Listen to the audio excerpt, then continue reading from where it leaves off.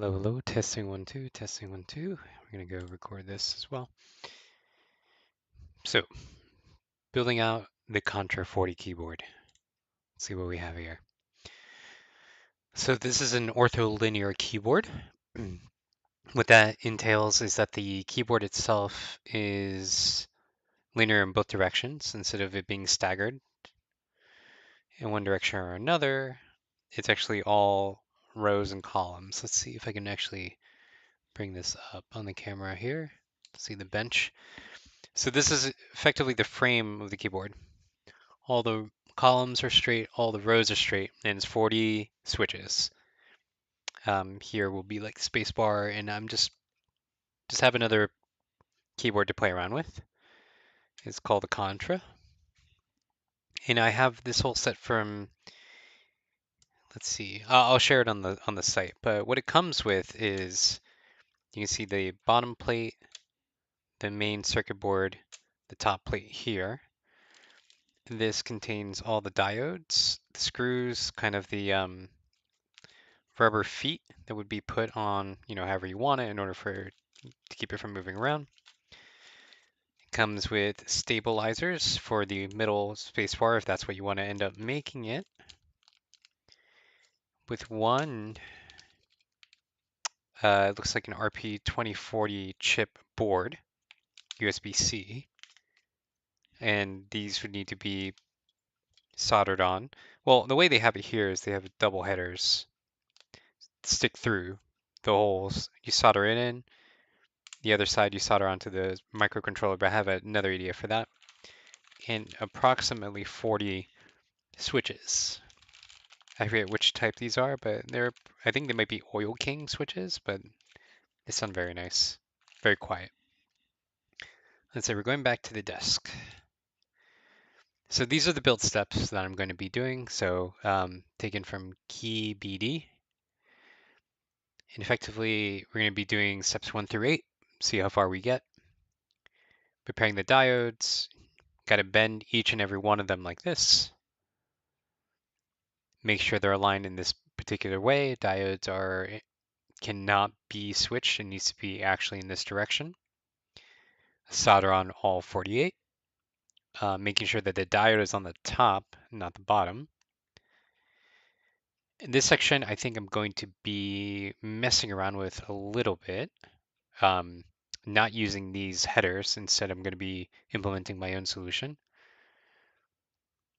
And they want you to basically end up so that the switch to reset and the pins are at the bottom instead of on the top. Install the stabilizer, which we will be doing. Kind of insert these things here. I think these are friction fit. Then go ahead and screw in the standoffs here. Then it's a matter of putting the switches on the top plate, like kind of friction fitting them in as well. Then you put the microcontroller, you're supposed to solder it on. But again, I'm coming up with a different solution in my way. This is good to note that let's see, so that the components face down away from the PCB. This is good to know. So that the components face down. So I guess all the microcircuitry, this chip and everything faces away from the PCB. Whatever it ends up being. Screw the bottom, and then that's it. So we'll take a look. Step 1, prepare the diodes. And as usual, we'll be listening to, let's see, I think Traverse the Frostspire, because I just think they're pretty good. Frost. Let's go. Let's kick it off.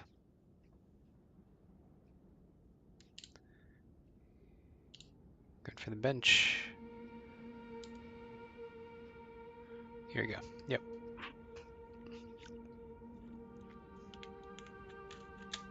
So first step is all the diodes.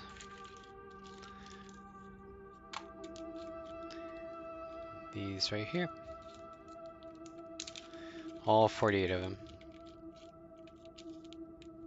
Set this aside for now. Unravel these.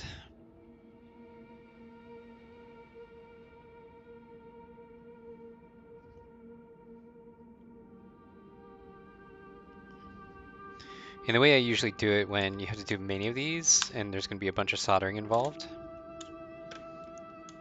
I'm going to set the top and bottom plate away. And it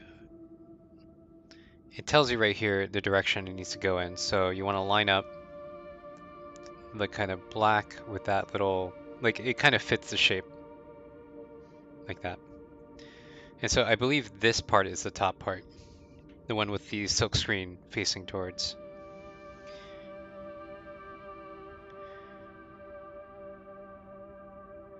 And I just kind of use my thumb like this and like bend it with my fingertip.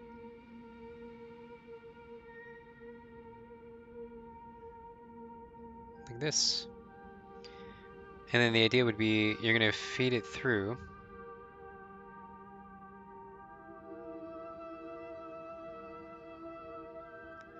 Feed it through the holes like that.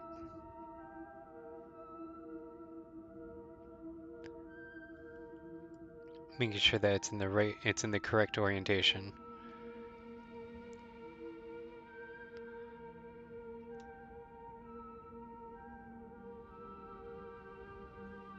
Like that. And you have to do that 40 some odd times. So I'm going to go ahead and bend the legs out like so to keep them kind of in place. So because what's going to happen is we're going to have to clip these anyways. So them bending out like that helps support them while they need to remain in place at least for a little bit while I get the other 47 or so.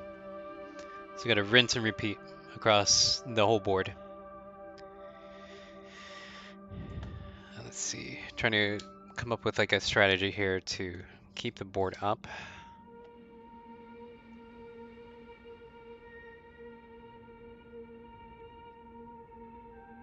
Like asking oneself, how do you keep the board up while you do like 40 some other ones? I think that'll do. And I think that's the top of the board. I'm gonna double check here.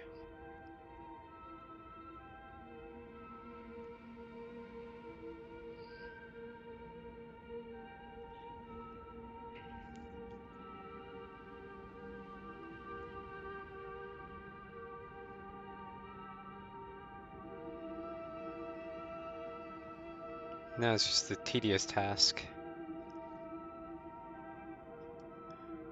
Bending each of these by hand, and then bending them out, and then keep going. So I guess the easiest way to do this would be to just go ahead and remove all of them.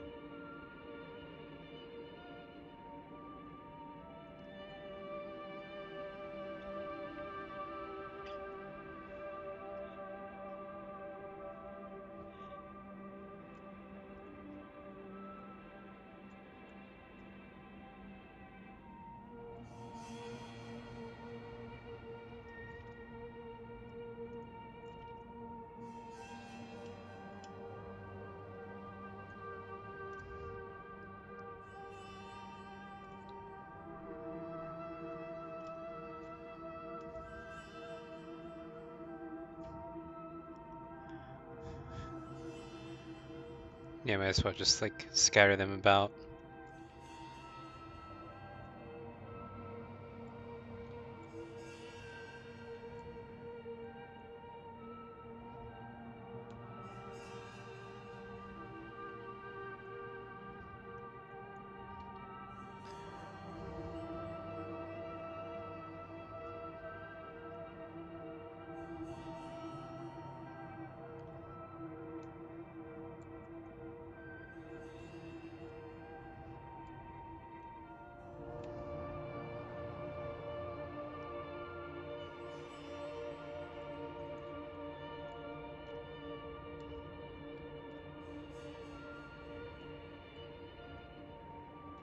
That's all of it.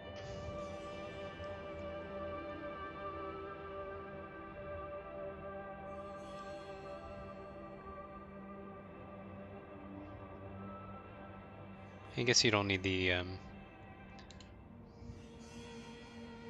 microscope vision.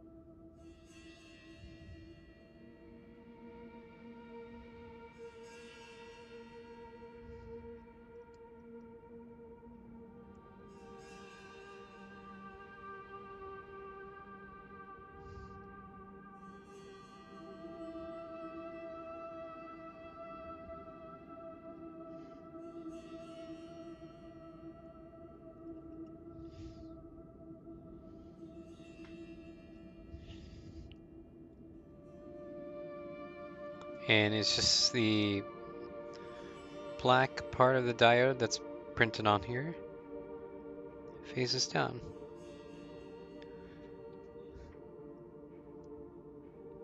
Of course, as soon as they say that, I put something facing up. You don't have to be too delicate with these. I mean, somewhat, but I mean, like I'm just bending it by my hand.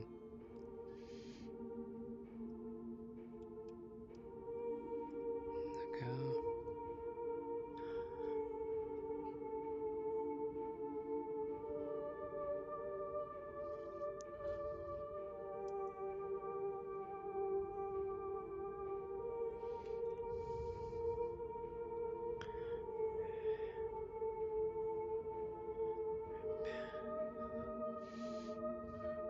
These are sideways.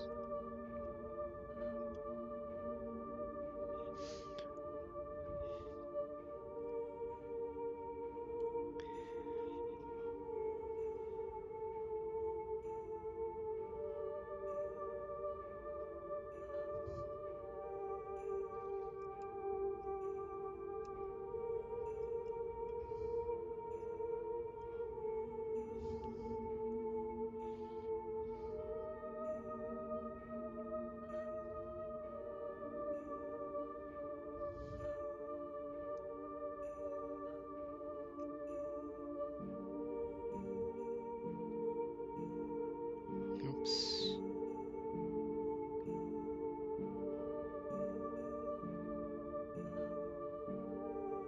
Mhm.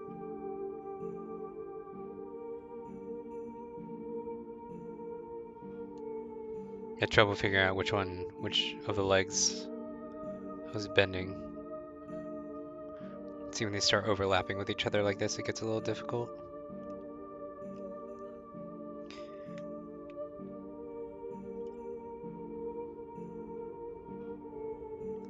Like that.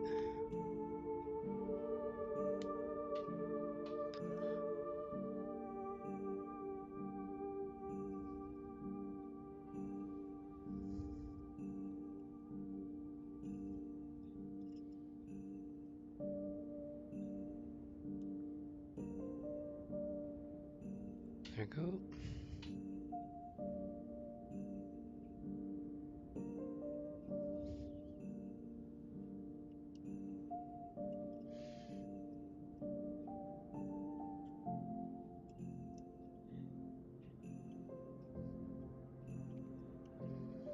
Boy, it's gonna take me a while.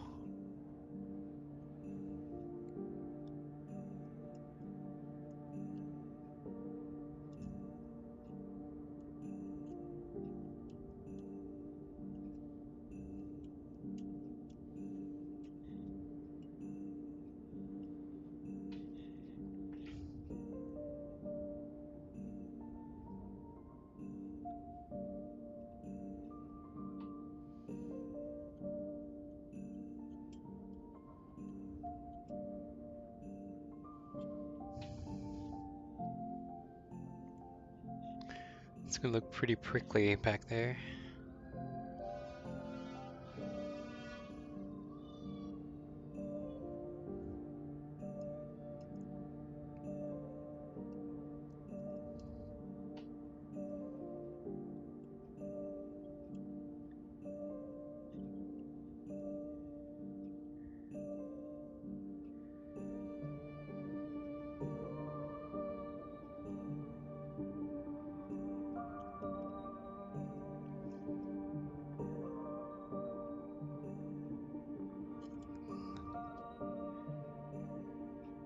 Trying to decide when I should actually stop and start soldering.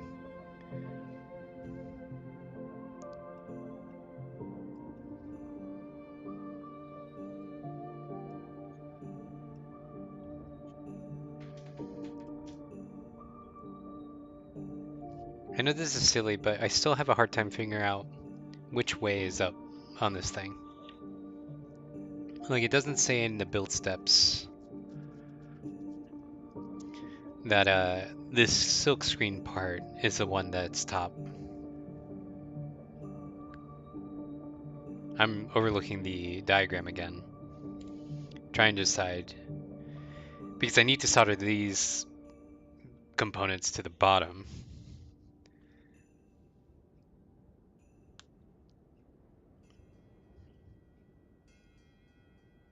I guess I can vaguely tell that.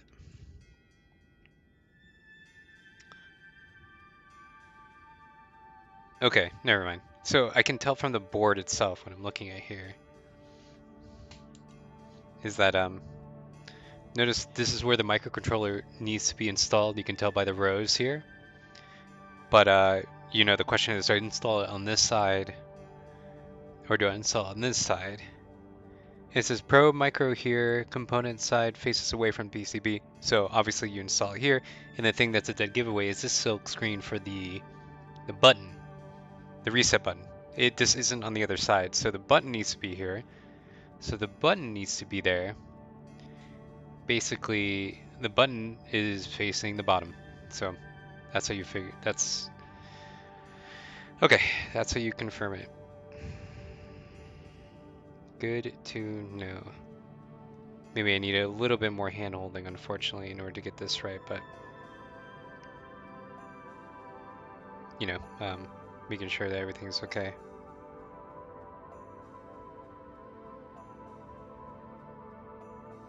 Right now, I'm just making sure everything's folded out. The legs are splayed out a little bit, just to make sure that the components themselves aren't moving around so much.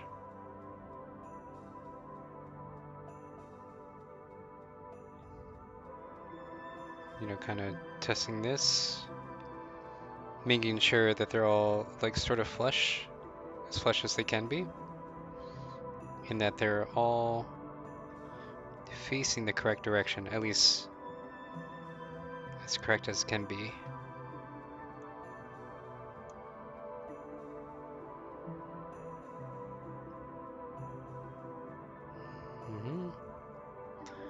These are all facing the same direction. Perfect. All right.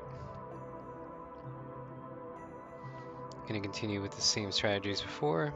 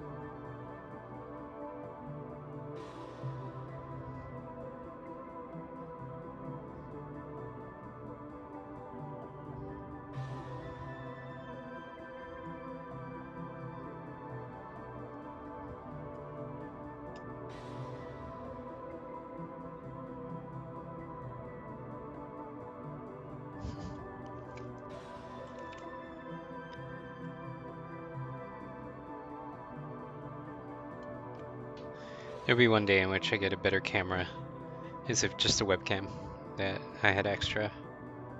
It's gonna be at this vantage point. Sure, that'll look a little bit better.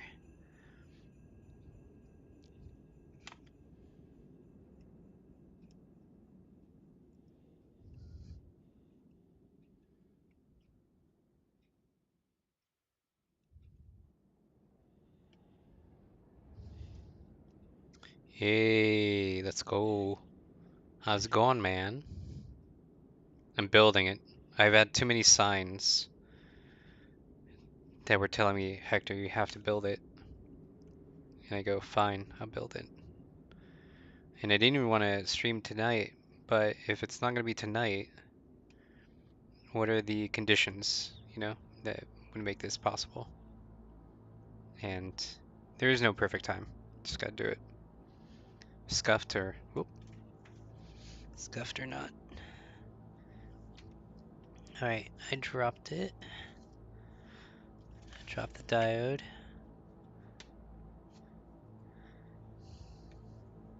Got it. Got it.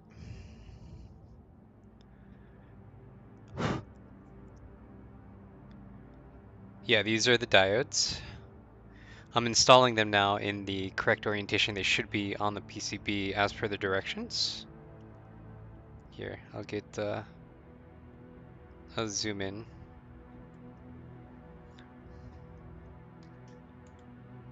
Let's see.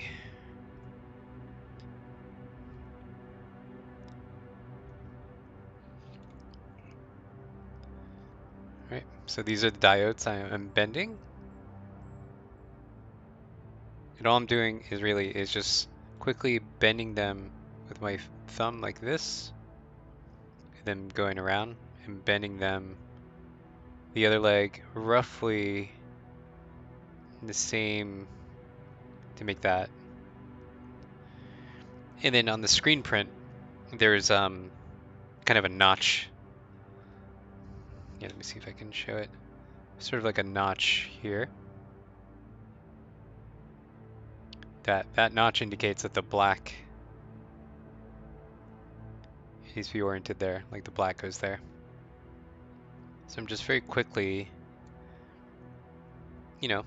folding them with my fingers, putting them through the holes here, with the idea that as soon as they go through and they're kind of aligned, fold out the legs so they kind of stay in place due to friction. Like this, like in here, and I look through the back, fold them out so that it starts looking like this. So they're all like kind of folding out, splaying their legs. And then just solder them all at once. Yeah, these are easier than the corn. I think the corn used like surface mounted, and these are through holes. The corn was very specific in terms of its like compactness. Yeah, but these are like kind of classic diodes that I've seen in other like pieces of equipment, like older pieces of equipment. These might even be like cheaper with the sacrifice that you get by putting these on your board is that they bulge up a little bit. They take up a little bit of real estate on the board. Yeah.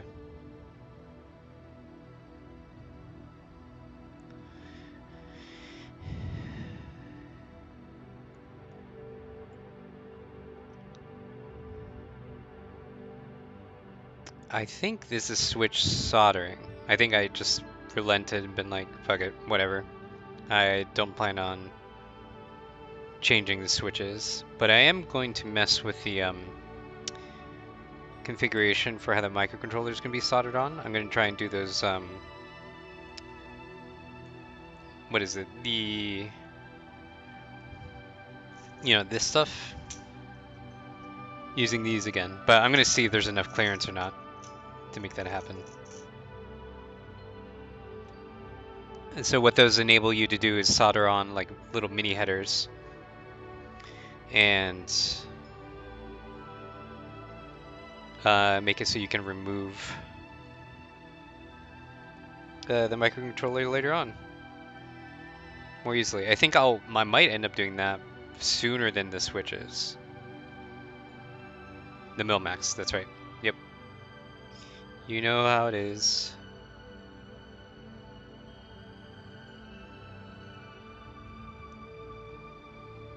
I keep forgetting those are the names for those.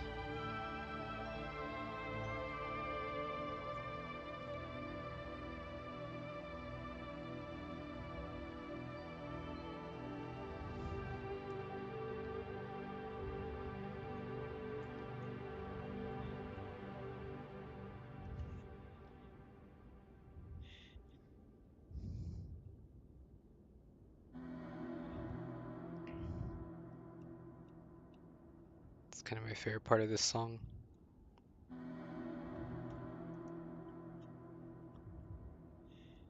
I don't know if you all can hear the music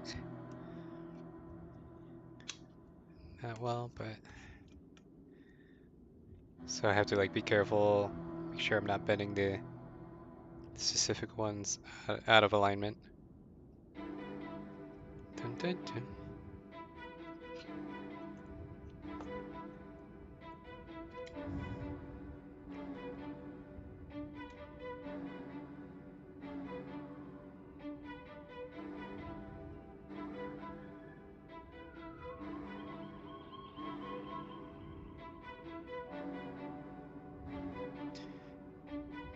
Sorry, I have a friend that's wanted me to join him for Fortnite, but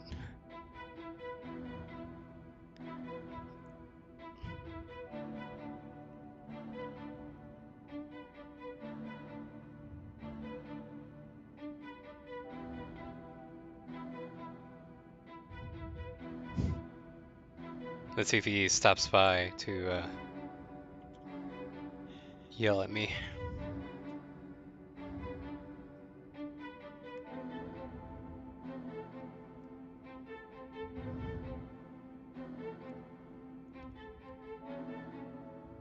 I'm gonna see about just inserting these through. I'm trying to save myself as much time as possible.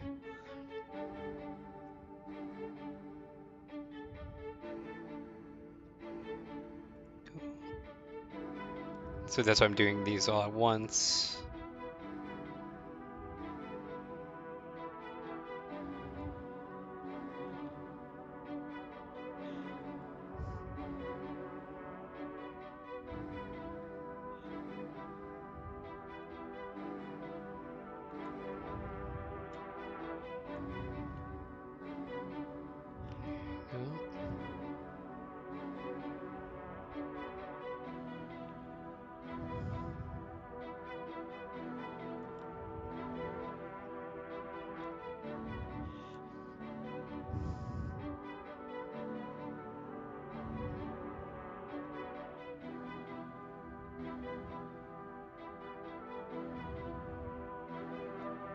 Good old Dungeon Synth.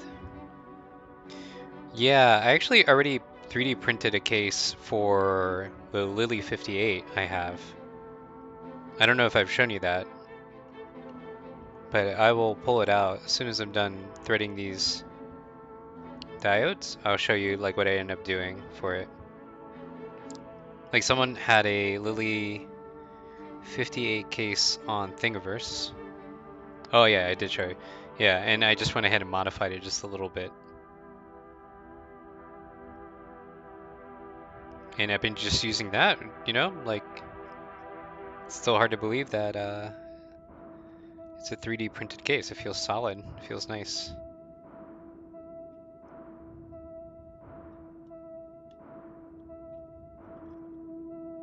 There.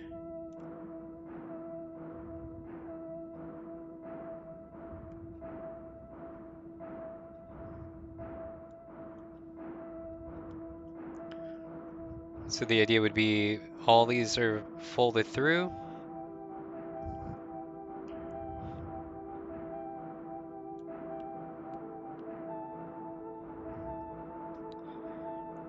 I just use normal PLA for the 3D printed case I did for my Lily 58, just regular bamboo PLA.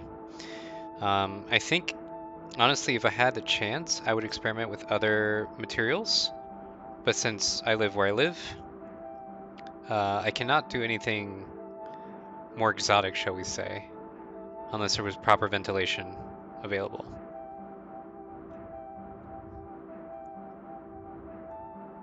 Like any material that requires higher temperatures, etc., would produce pretty toxic fumes, and without an filtration process, that would just leave me and everyone else who lives with me in trouble. So I've been just like biding my time until such an opportunity presents itself. And then I would love to mess with more exotic materials. Like things stronger than PLA, you know? See how that turns out. Right now I'm pushing through all the diodes and making sure I can bend them out so that they can stay in place.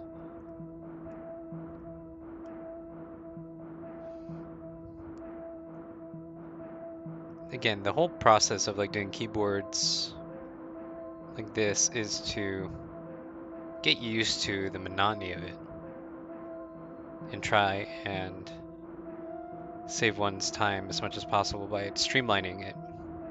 So they left us with 2 extra diodes that I will leave somewhere, but like on my desk over here, I guess. Kind of shake around a little bit. So now I'm just going to double check they're all facing the same way.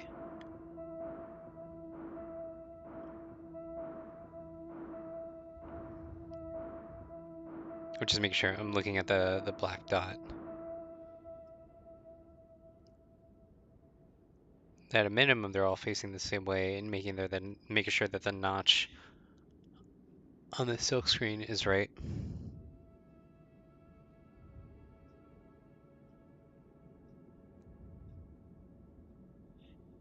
Okay, it all looks good. And I think according to the next step here is we gotta solder these suckers on. All 48 of them. All right, so what that means now is I get to finally plug in my soldering iron, which I haven't messed with in feels like months actually. I think that's a better measurement of time. It's been months.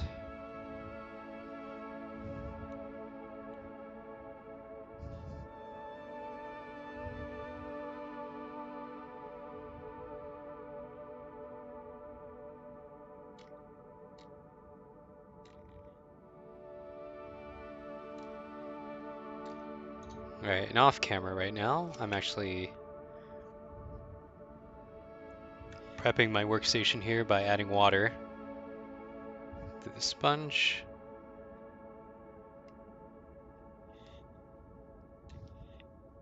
There's just a container I have that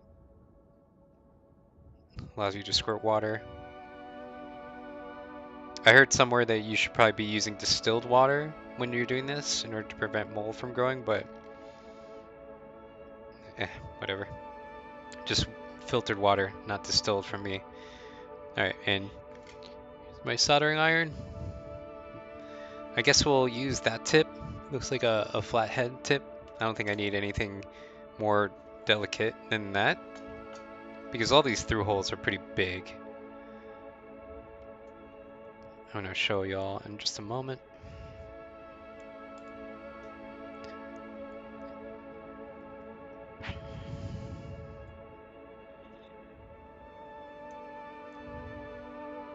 Cool.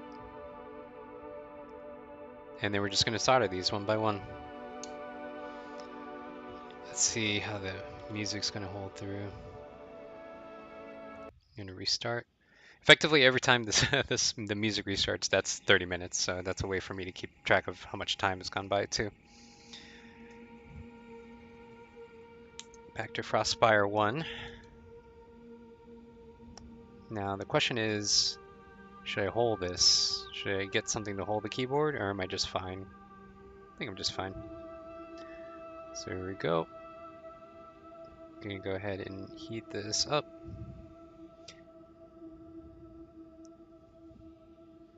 It's going to go, what, for 300 something or another?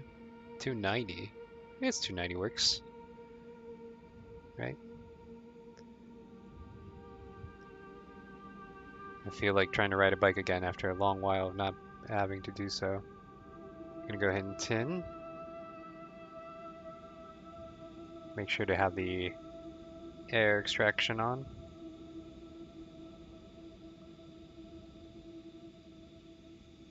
And immediately put on the water there on the sponge. Alright. Let's go. Now, I'm not using anything to hold the keyboard down. Just gonna go for it. I don't know, it's like pretty flat at the moment. None of the components are actually that small. But maybe, again, the whole point is to speed this up as much as possible. So maybe I'm just gonna go down the row. And that's what I'll show. Just like the whole row. Just go dun dun dun dun dun dun like that. I think I can eyeball it too. I mean, again, the components are like pretty big. This isn't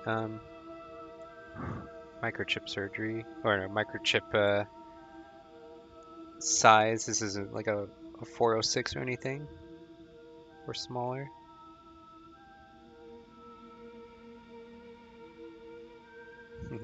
Actually, just for me, because my vision is not great, I'm actually going to look at the microscope here. So that's flux that's kind of burned itself out. That's spreading. Yeah, I just want to make sure that this is like done nicely. You want a solid, nice, beautiful connection.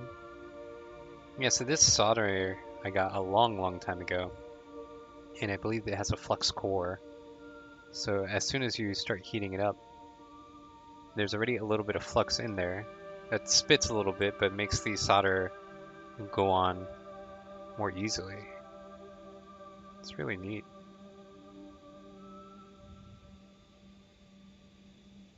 And I'm only doing one leg at a time for now, because if I mess up, I just have to correct one leg.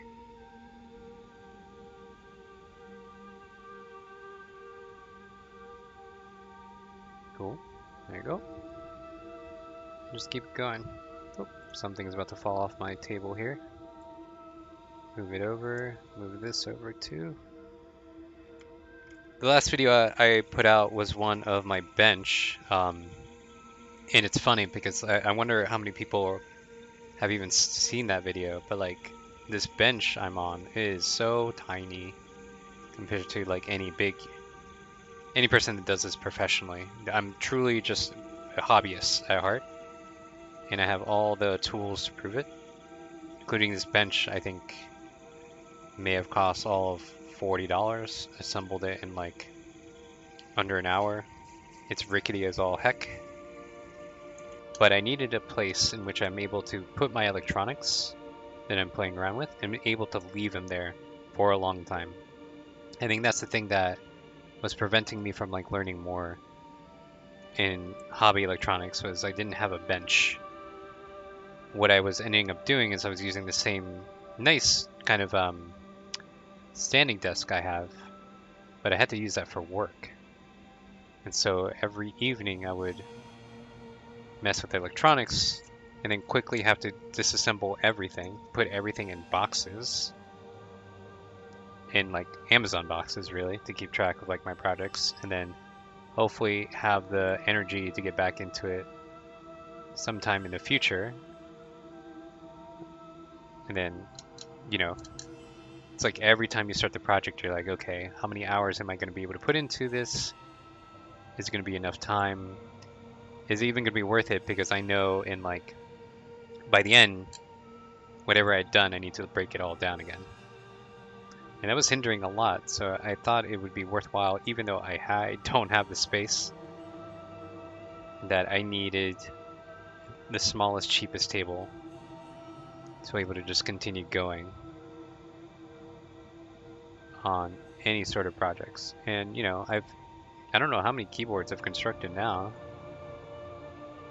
having this rickety little desk. Probably like at least 4, 5 at this point, along with messing around with the mini disc players that I get off of eBay, which I have a whole collection that I ended up getting actually from eBay Japan. A whole slew of mini discs that are in various states of working and not working. I'm looking forward to trying to mess around with and maybe make more videos about. Because I think the one video on my channel that I've done that's gotten the most attention was probably the one of like how I fix.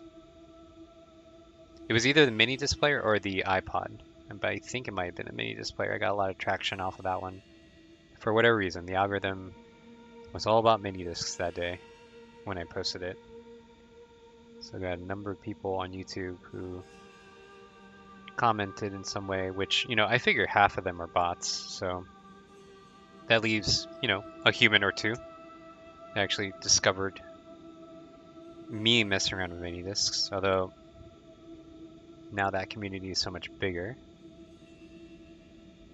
It includes many people from all around the world, and they did their first convention, mini disc convention in Texas as part of I think like Vintage Computer Fest,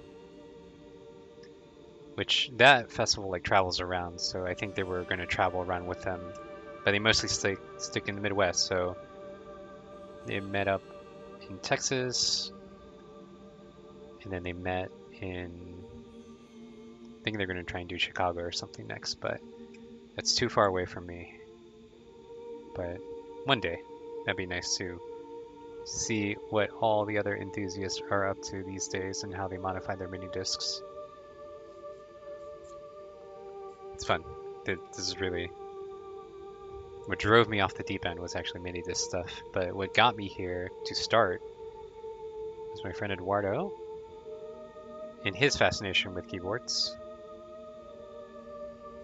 And then it got me fascinated with keyboards. And the rest is history at that point.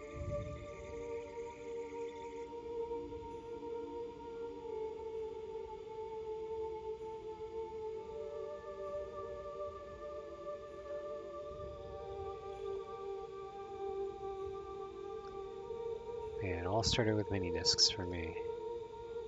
Alright, we're more than halfway done going through just one leg.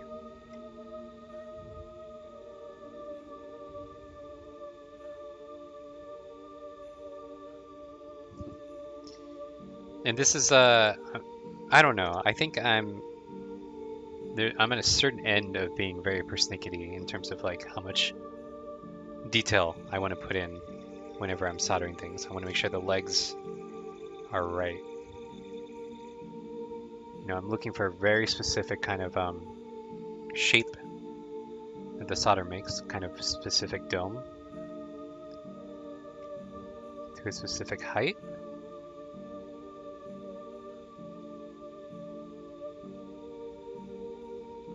See that one? Like, I don't think that one is that good. That one's a little better.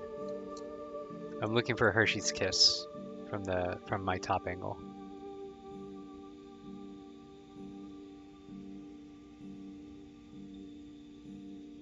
This is a little rough with all the legs sticking out and blocking me.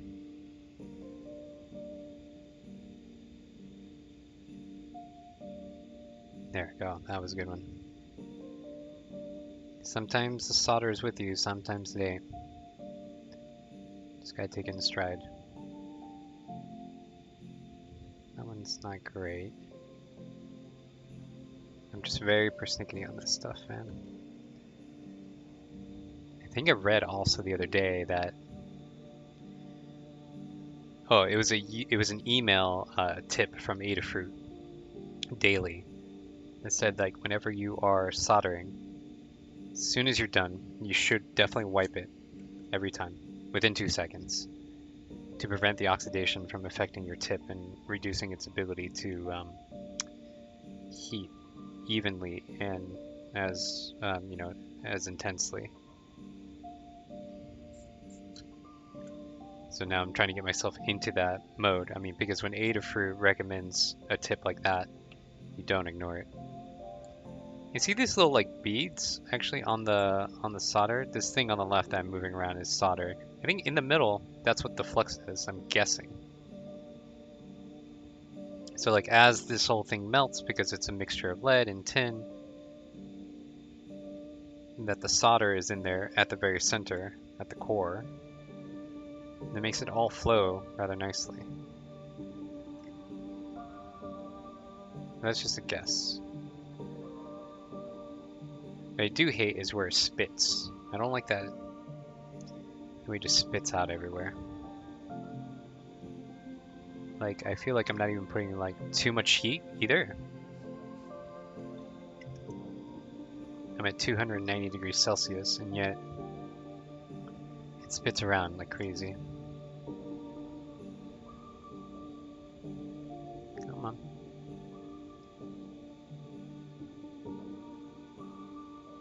Oh, that wasn't a great one. But I'll be doubling back on these anyways. Okay, so I think last row.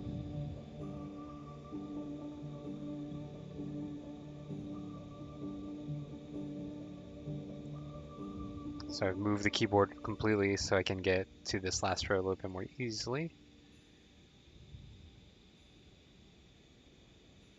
And again, it's just one leg.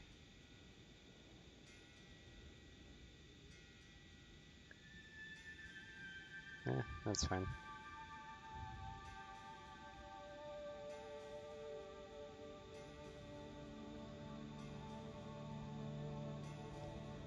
One, two.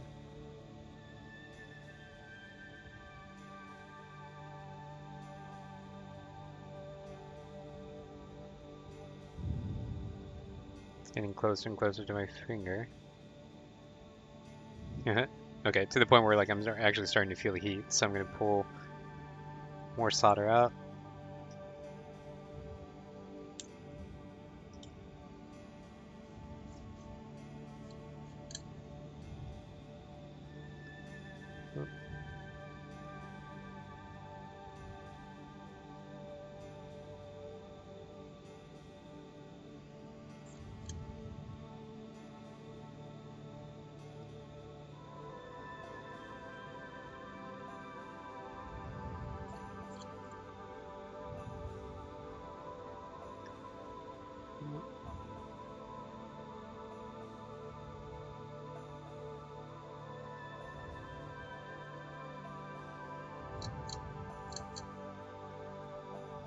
It's pretty difficult to have to clean your solder iron every time.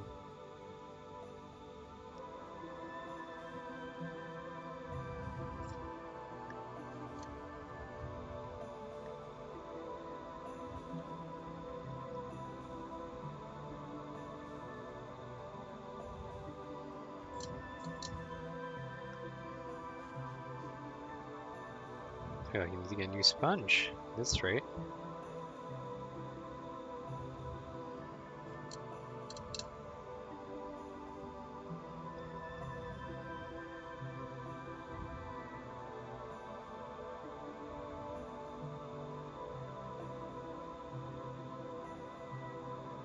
Cool. Whew. This is a live build, not a premiere. And am I using leaded solder? I don't remember what the solder actually is because it's been so long since I purchased this. Let me see. I'm gonna move the.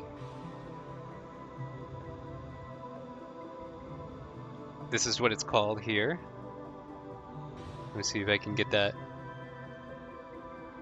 I'll read that to you. It says super solder 1 pound tin lead 60. The best flux and core 0 point, I think this is 8. I got this like over 10 years ago. So I wouldn't be able to tell you. I don't have a receipt. And probably the place I bought it from doesn't even exist anymore, so I can't call them up to ask. But yeah. That is what I am using. And I'm treating it like I have leaded solder. Okay.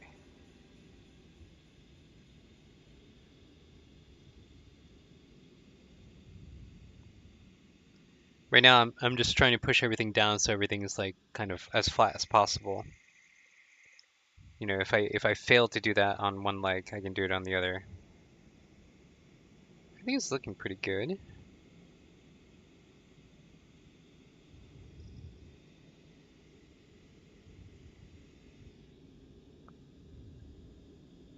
Oh, is it? 6040 leaded solder is the best. This solder has treated me really well. Again, I got it maybe 10-ish years ago or something, and I've been using it for all my projects. Have had zero issues with it. The only issues, that may have come is from my own inexperience, right? That's the thing about what a good craftsperson is like. You don't blame your tools, blame the person. I'm in that vein, but this stuff has treated me really well. All right, I think everything on this row feels pretty flat to me, so I'm gonna go ahead and solder do the other leg here.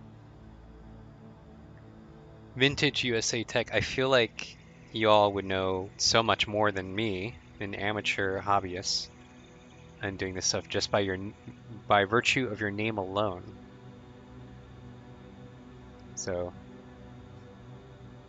really, you should come here and teach me a few things about what I'm doing wrong. But yeah, the keyboard I'm building is one I got from Key BD, I think. I forget the name of the location. But it is let me see, let me double check. Key BD, yep, it is the Contra 40, I believe is what it's called. I'm on just step 1. The LED free solder makes an ugly joint. It is very dull looking when it is dry. Dull looking solder joint. That's a funny way of putting it. Like as if um to say that like, oh, some of them are like more interesting to look at, you know, when you take it like that. No, but this one's been treating me really well.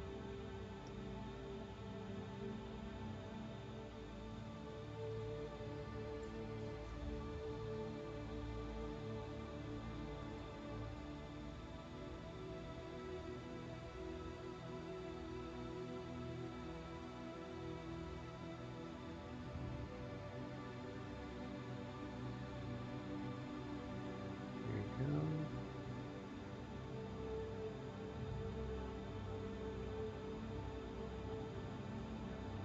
See, I don't know what I'm doing. Hershey's Kiss is what I'm trying to go for.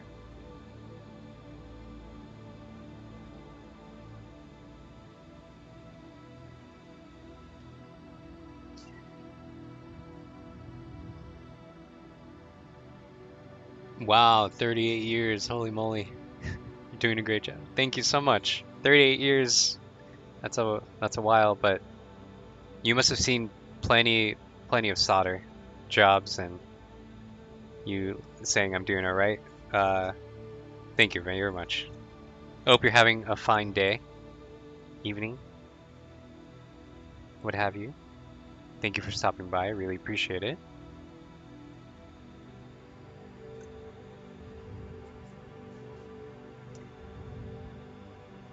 Yeah, it's funny you mentioned that you thought this was a premiere. I'm like, I guess I could make this a premiere so I wouldn't have to do it live, but I think the people being inquisitive about the process, how this is done, right? Like, that's more than half the fun, just sharing my own discoveries and trying to get people to understand that, hey, it ain't that hard. You can get into it. Look at me. I have a $30, $40 bench, an okay soldering iron, and some solder from 10 years ago, and I'm on YouTube. You can do it too. Oh yeah, I've been very careful about the fumes. But yeah, the 38 years, that's a lot of time to accidentally have fumes or be somewhere that doesn't have a fume extractor whatsoever.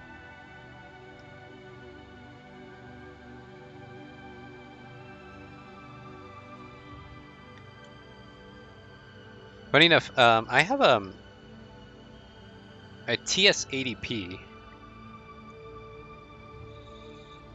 This is a soldering iron I'm using, a TS80P USB-C, and I'm like really curious what your soldering iron is that you use on your day-to-day, having been in the field for that long. What key switches are you going to use? I'm using MX style switches, but I believe, I don't know how to pronounce it. It's a Gateron, Gateron or something. And I believe these are the Oil King MX switches. They're silent. They feel nice. You can't hear anything, and I'm in that mode of my life in which I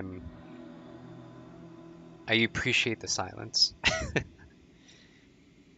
There was a moment in my life in which I thought blue switches were going to be the route in which I went, blue MX switches, and I've grown out of it for a long time. I was like, browns or bust. All right, we're going to the second row here. We're going to do 1, 2, like these, that row. But I'm debating, since these are all soldered on, I'm probably going to go ahead and just clip them off. FX88D. Goodness. I don't even know. Well, that's that type. That's a really well-renowned brand, I think. That's like the quintessential one. You know, that Hako. Yeah, that looks beautiful. Yes, this is the one that it seems everyone that's very serious ends up using. The Hako, that particular model that you just referenced. There's a YouTube channel called I think Macho Nacho Productions. He does a lot of retro tech work, like restoring, modifying, etc. And I believe he's a Hako as well. And more people who I respect their work on YouTube that do electronics use that brand. So maybe that might be the one I upgrade to eventually. But you know, for right now, if it doesn't break, if it's not broken, why not continue using it? Blues all your life, yeah. For me, it's been browns all my life.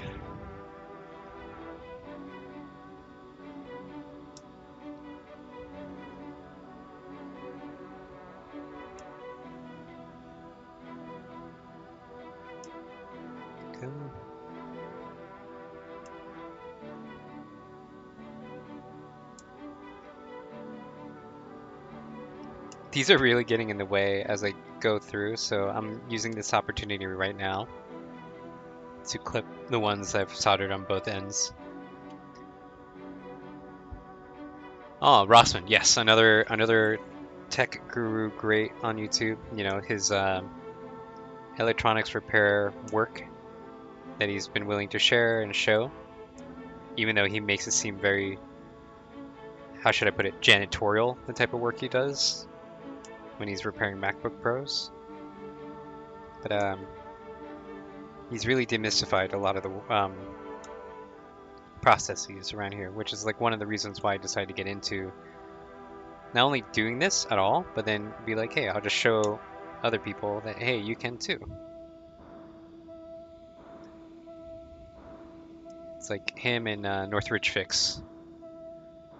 But Louis Rossman. Yeah, it's weird because I like there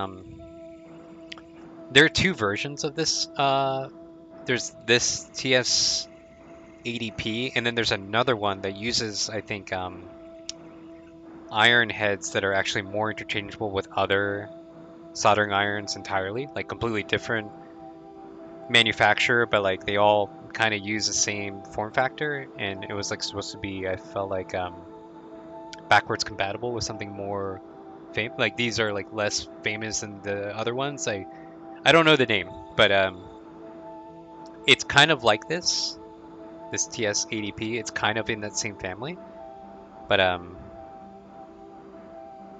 the tips are interchangeable with other soldering irons, and that's why everybody seemed to gravitate towards that. So I felt the odd one out when I went all in on buying tips and stuff for this TS80P, and then be like, hey, you know, kind of thinking to myself, it's like, cool, I went all in, guys, I did the thing, and then everyone's like, oh yeah, we're not into that soldering iron anymore. And I go, what? You mean I spent all this money for tips and stuff, and No one even knows what I'm talking about when I talk about the TS 80p. It's like, yep, no one knows.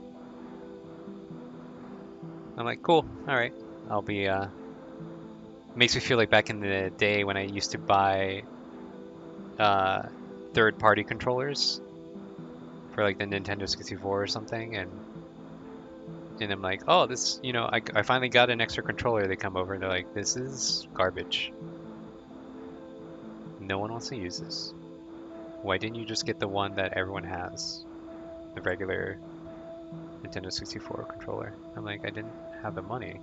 Which in this case, I technically did, but I'm trying to follow the route of, whenever you're doing a new hobby, you buy the cheapest version of certain things to, oof, I screwed that up. To, to learn what are the good things and what are the sort of the nature of the work, so that next time when you go buy the more expensive version of the thing, you know what you're looking for. So that's a Adam Savage kind of tip. And talk about another maker that just also solders and does a few things that I wish I could do. And he posts all the stuff on YouTube. So again, I'm like, why not me? Well, I can do it, right?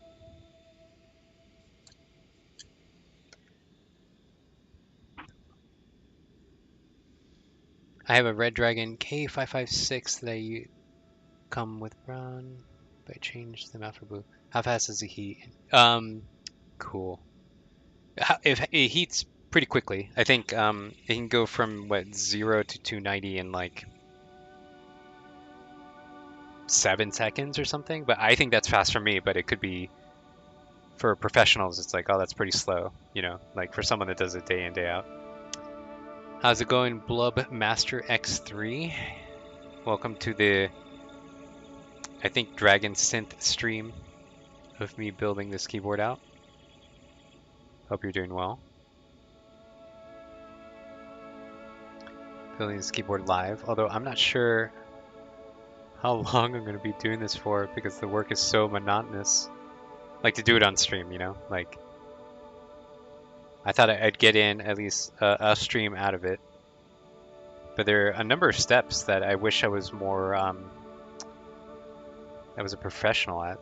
So, I don't want anyone to get stuck watching me for like 6 hours or something trying to solder these components one by one, listening to Dungeon Synth while doing so.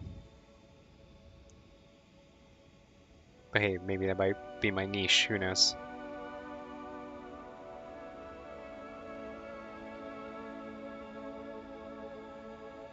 Dungeon Synth keyboard maker. There you go.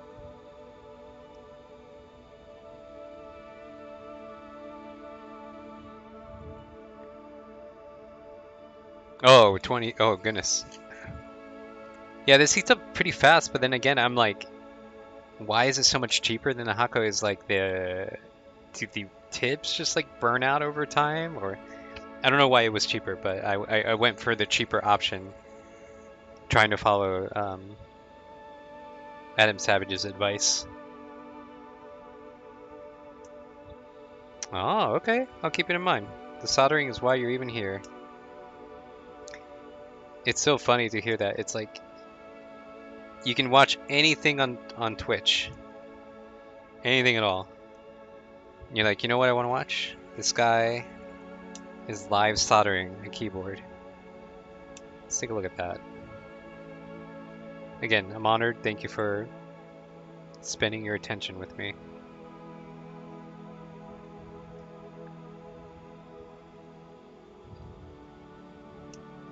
Come for the soldering, stay for the dungeon synth.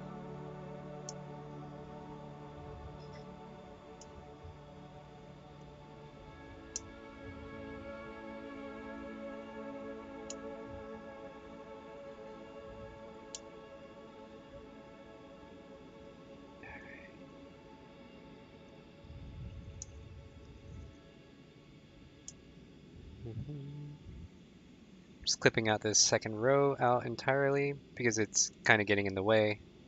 as it continued down the line.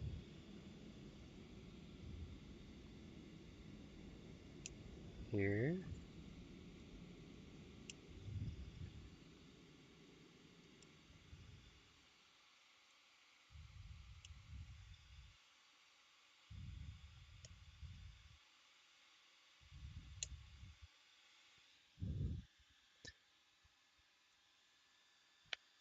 I know that would make a lot more sense if I were building a synth keyboard first. It really would.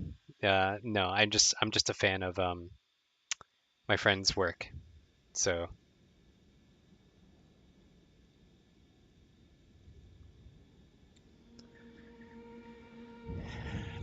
God, wouldn't that be great? I would. Maybe I should. Maybe honestly, maybe that might be like another project I end up doing. It's like synth keyboard building. Oh, that's so funny. So, I didn't finish looking at this, going through the rows. So I think, what, like that has legs. Oh no no, there it is. I have a habit of like trying to solder all in a row and then missing one entirely. Let's see, did I miss? I did miss one. Look at that. I missed this and this. What am I even doing, man? Look at that. This a whole row. Let's see. Yep. So these last three I missed completely. Okay, cool.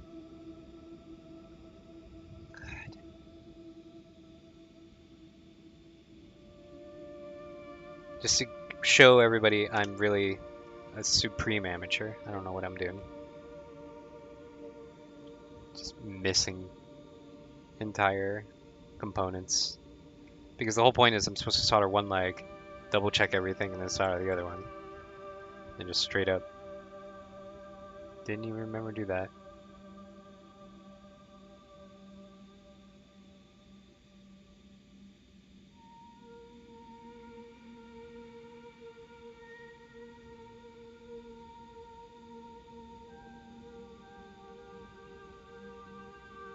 Alright.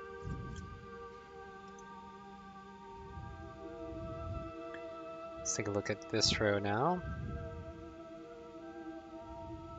Yeah, everything looks pretty flat, so I'm going to go ahead and solder the other leg.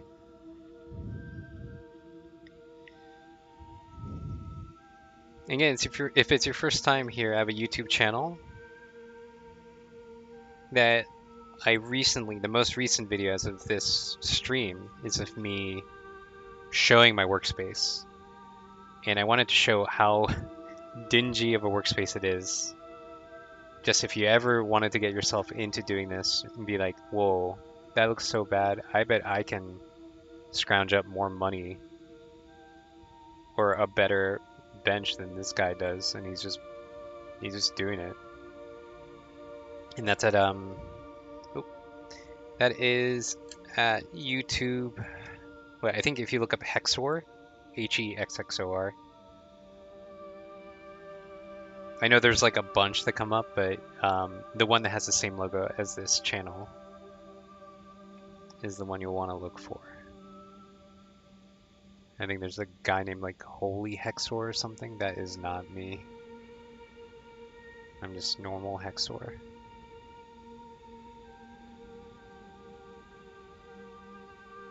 I ended up making that as like a YouTube video instead of a live stream because there's really no live elements of me just like pointing the camera at my desk and being like, here it is. Come on. There you go.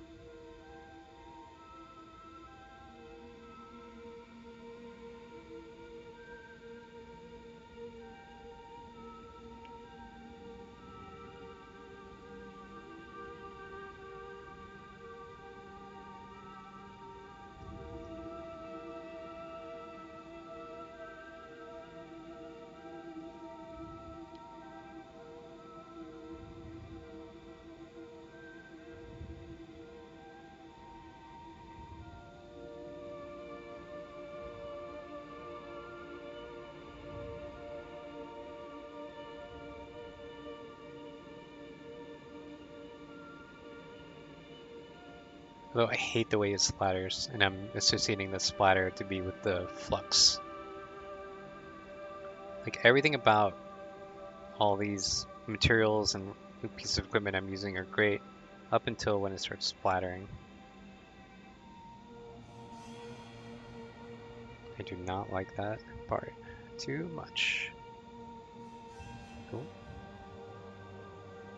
what am I looking at? No, wrong one. That one. Yep. Oh, I'm bad angle. Let me go ahead and move this over. Here you go. Come on. Where's my finger? There it is. Alright.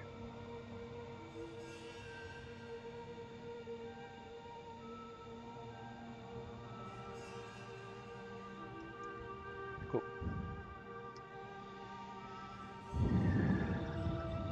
Rinse and repeat.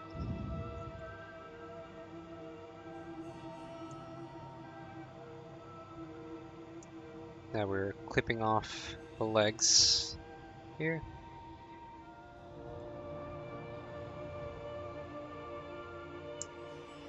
And these legs off.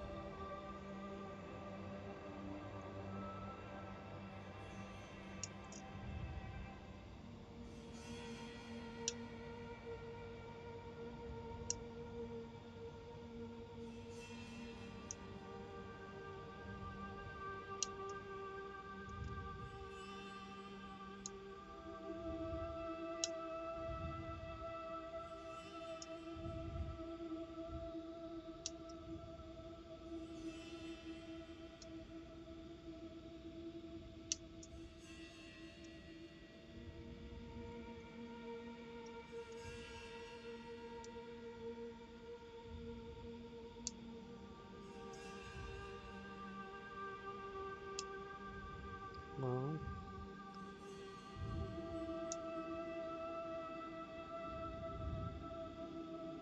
Right, last row. This is already tiring work.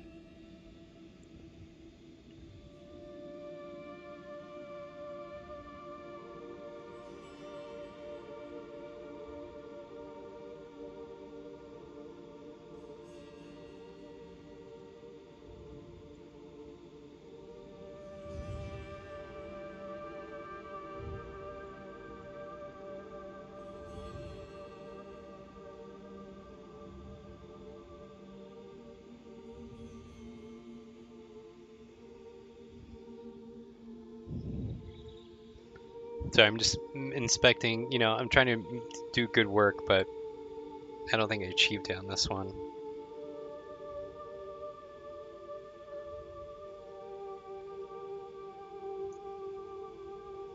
Not quite there.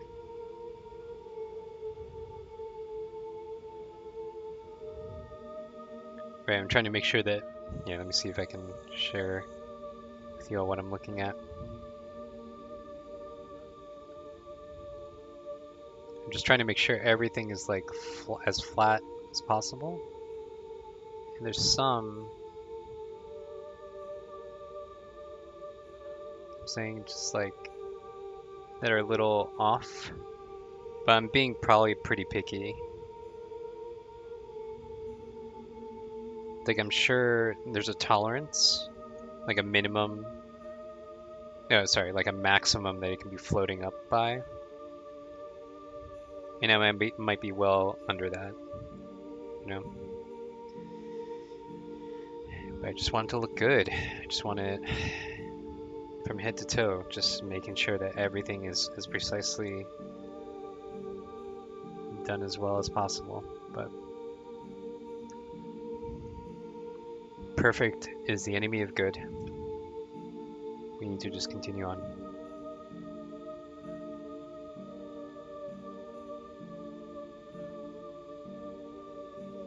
I think Voltaire said that. It's a good quote. Perfect is the enemy of good. Because really what counts is to simply do something. Doing anything at times is better than remaining silent and doing nothing and showing the world no part of yourself.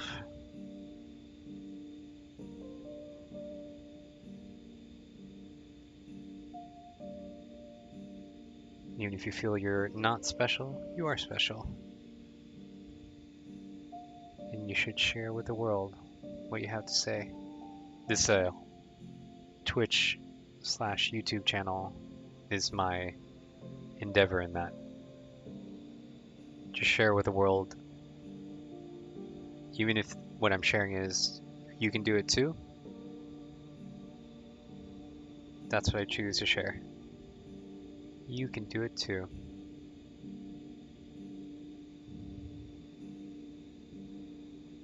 Watch how I mess up.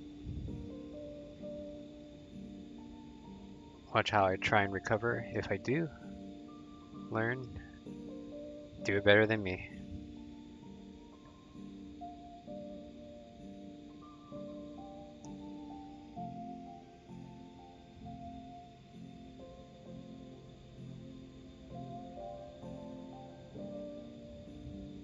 Great. See? Look at that. Look at that mess up. What was that about? I don't know. But we recovered from that pretty well.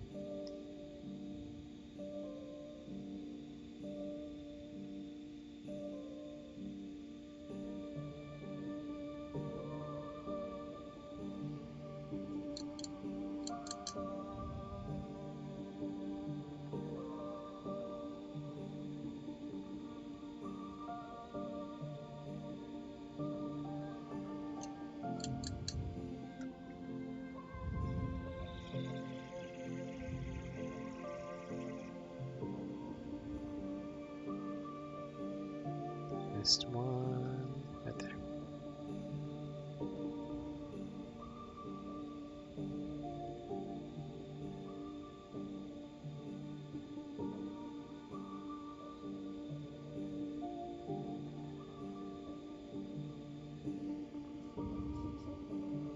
The thing I'm happiest about kind of getting into this hobby is to have one less thing I'm afraid of. Like I was petrified of hardware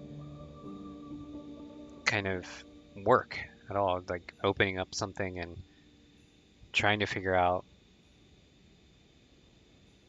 you know, or basically having a beloved piece of tech that breaks. And the solution could be incredibly simple, but because I have fear of opening up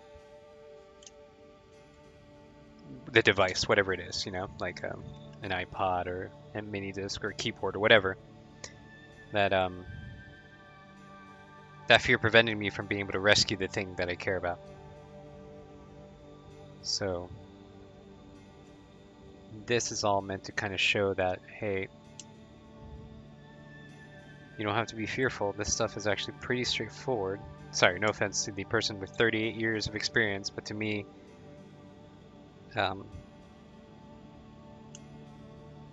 this stuff, I'm glad to not be so afraid of it. Even if I don't understand all of it. I'm glad I'm not afraid of it. Because I was very terrified of it for a long time.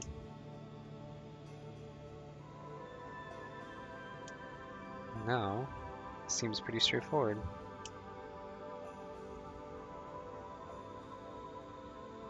Yeah, I don't know why I'm zoomed in and just clipping leads, but here we go.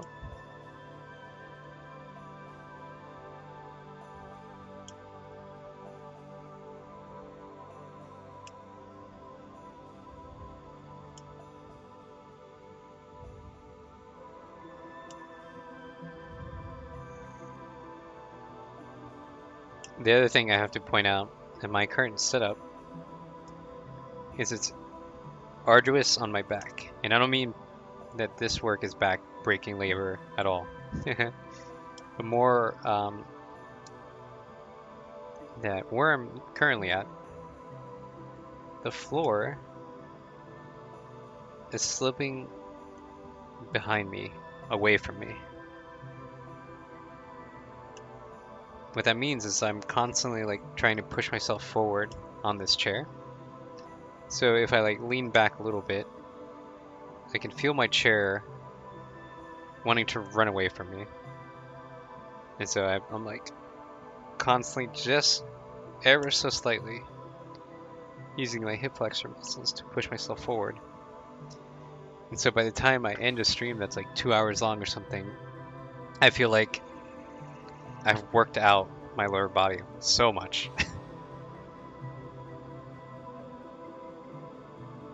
Alright, so I mean like here all the diodes installed as should be. Pretty flat. None of them are standing out terribly. Not to the point where I would want to like unsolder it. I think it's like I think we're good. So we're gonna go back to the desktop. So we've done this.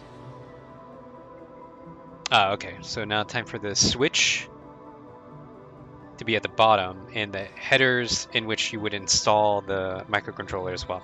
So this is what I'm planning on doing though instead is that so this is the top. The one with the diodes is the top. I figured it out earlier in the stream. So this is where the microcontroller goes, and this is where the switch goes in order to reset. So the thing that's like without a question what should be done is like the switch should be installed. There's like no real latitude in modifying that, nor would you want to. It's just a switch. It's like it's just you need a button to press. That's it to make a connection. I mean, technically speaking, you could use like sort of pliers that are conductive that would do the same thing. Like, but you'd have, you know, it's kind of awkward to get those pliers and when I just have a button do it. So I'm going to solder that button. But there is something else that I'm going to see if I can actually make it work. And this is where we're going off. I'm going a little rogue. We're no longer following the instructions after this part. So we're going to do the instructions here.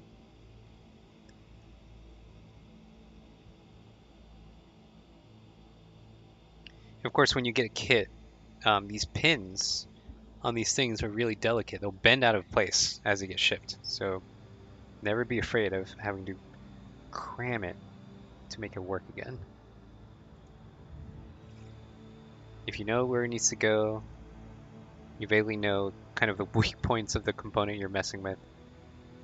If you're like, okay, I feel like I can bend this without breaking it, then go ahead and do it, because nothing is going to come shipped to you perfectly, as far as I know.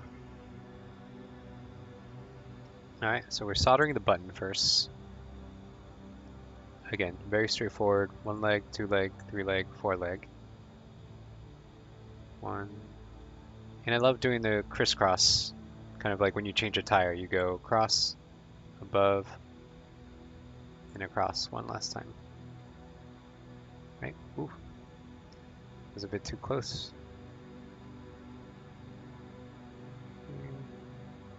Here. Here. I think that's good. Alright. Nothing to it, right? Button's a button. Button's here. Important thing is to make sure that it's flat against the board when you install it, because you don't want to have to unsolder all 4 of those legs again to then install it one more time. But here we go. Okay, so what I'm thinking of doing is, so right here, you are given, according to this, you're given these sort of like through hole components, right? These pin headers. And, you know, they match here, and I'll go back to the desktop, right? Like they're meant so you put the small side through and you solder it, and then the microcontroller goes through the long legs, right? So it's upside down like that. But once you do that, when you put all the soldering together, the problem is going to be if you want to change the microcontroller, you have to desolder every single one of those legs. So I discovered Milmax slots, these things. So the whole point of this is you take these out. If I can, goodness.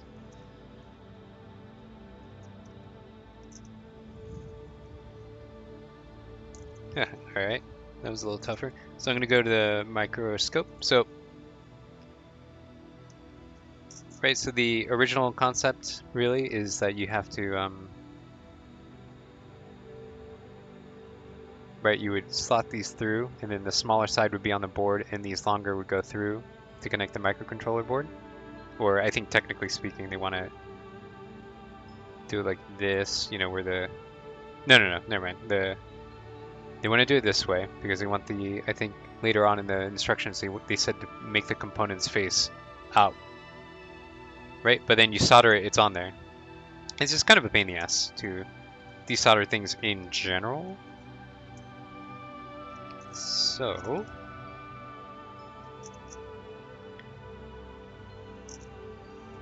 I have these things instead. These are what they call mil-max sockets or something to that effect. Again, amateur, don't really know. And so this would not fly, but like be situated in this orientation, like this. So you solder these directly onto the board, and then you would have, these are channels to put something else in instead. And what you put in instead is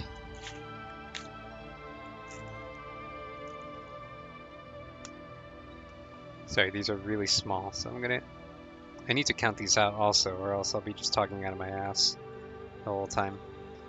We put like these things, right? So what would end up happening is you put this, well, kind of imagine, if you can, this situation, but then you put this thing through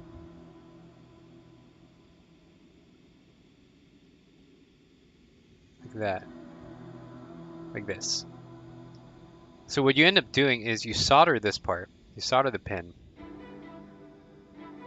onto the board, but the board itself is not soldered onto to these things, right? So if you need to remove this at any point, you can just like kind of put pliers and kind of move it up, and then these stay put, and this is now free, and all you've spent is really this. And I really loved that kind of way of working, and I think I might continue with this here. So I need to just make a count as to how many of these. So I need to count how many of these do I need. And it's just going to be, let's see, let's count. I need 1, 2, 3, 6, 7, 8, 9, 10, 11, 12. So 12, so I need 24 because it's 12 on each side. So I need just 24 of those. So let's go ahead. I have a small pile here. I mean, if I don't use it for this, what else am I going to use it for? 1, 2, 3, 4, 5.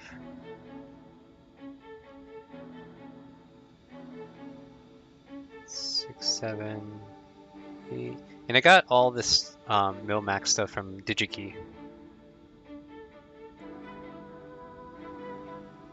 9,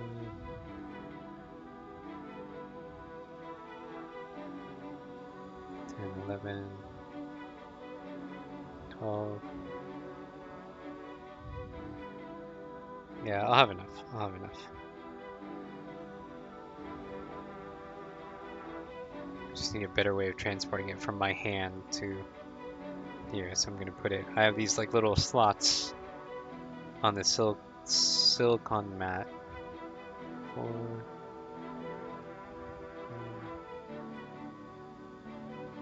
I need to be very well organized or else I just lose everything. And that's just because I'm very absent-minded. 4, 8, 12.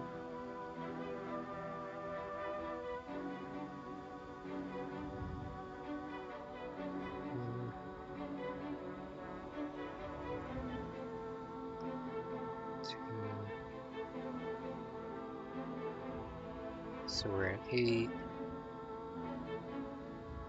There, I'm counting off camera.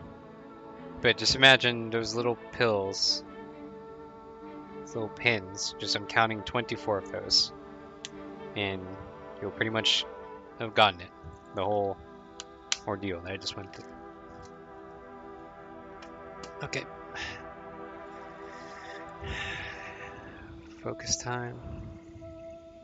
I love that this music's playing. It makes what I'm doing seem so much more epic than it actually is.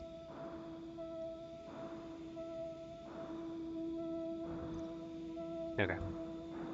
So I do got to do a thing where I have to now cut this though, and do it in such a way that it doesn't shatter the other ones, because it's just kind of like not really strong plastic. So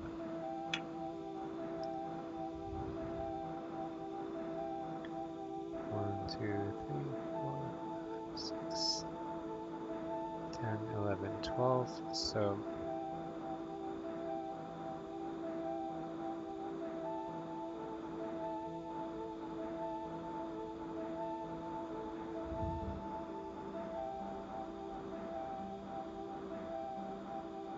like I guess I should cut it with a razor blade or something.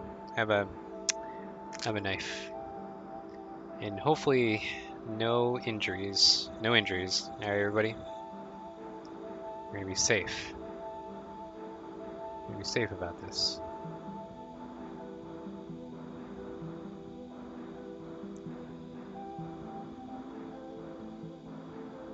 This is too big. All right. I'm gonna run and grab an X-Acto blade, an actual one. Be right back.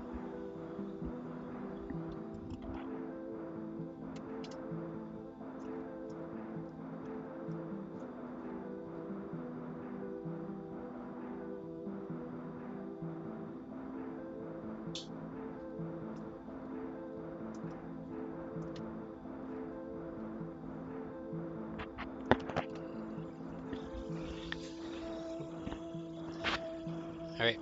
X-Acto blade acquired. Just to show the kind of scale I'm working on, how giant this blade looks.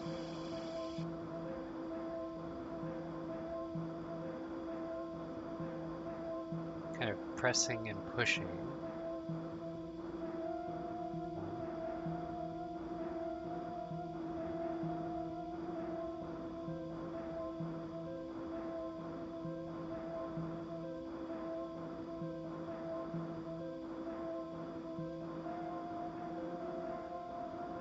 How am I doing?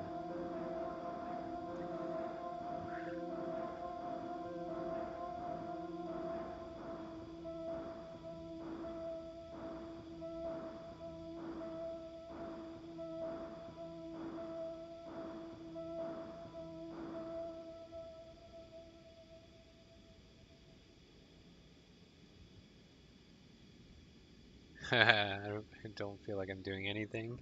All right.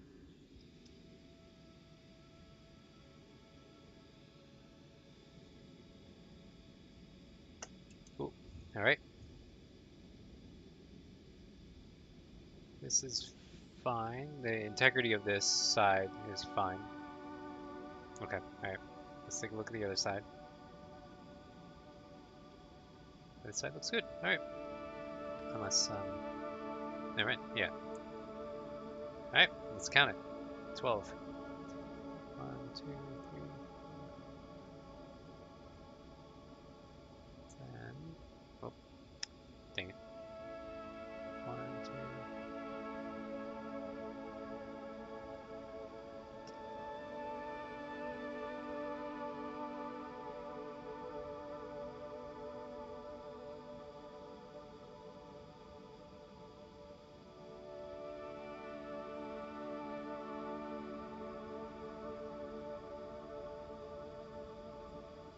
Just pushing down.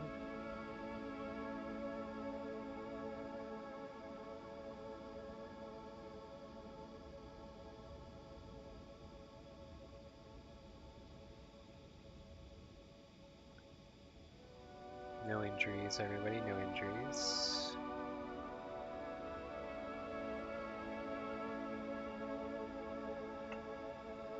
All right. think we're good. I think we did it.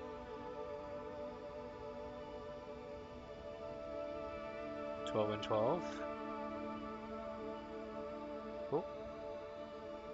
And I'm almost out of these. But we did it.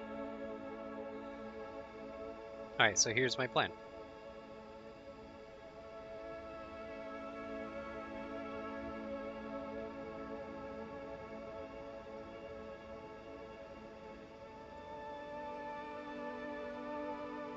Let's see.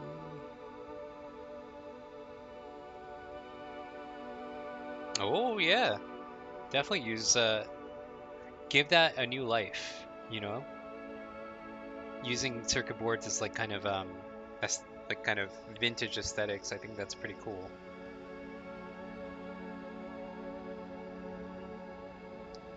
Old chunky video camera. It's funny you say that, and you're saying early 2000s, because I remember playing with a video camera in the early 90s. And you want to talk about old chunky there? That's for damn sure.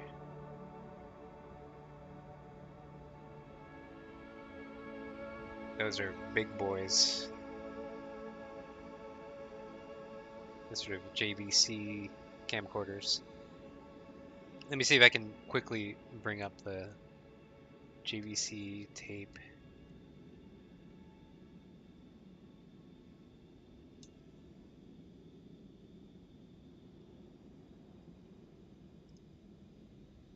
I'm trying to see if I can come up with the camcorder that my family had.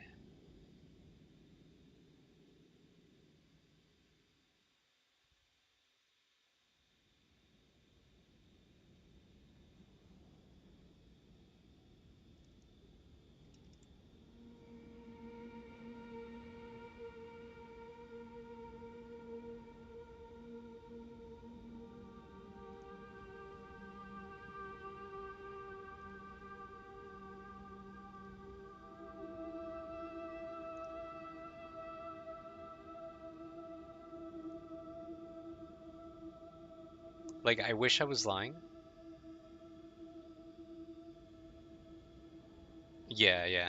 But I wish I was lying, but this was like the camcorder that I grew up with. Like, there are home movies that were recorded on something like this.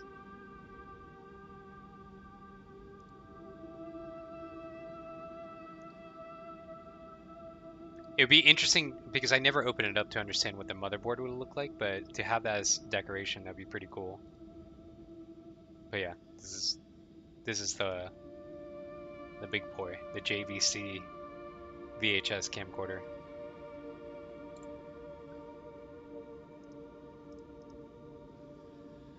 All right, back to the task at hand, right here. So I'm trying on solder these on. Now, these are actually, I'm talking about. I'm gonna be complaining about these things quite a bit, about installing them, breaking them apart, blah blah blah. But what you gain in being able to simply be able to remove the microcontroller at will, you'd be very thankful you did all this preliminary work to make that happen.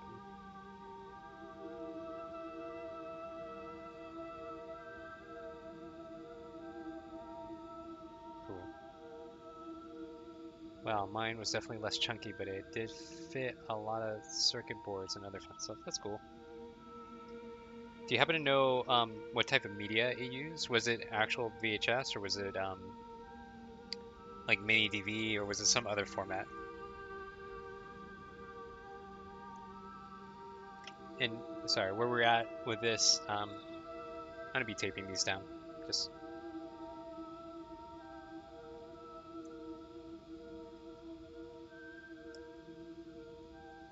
sure it's here.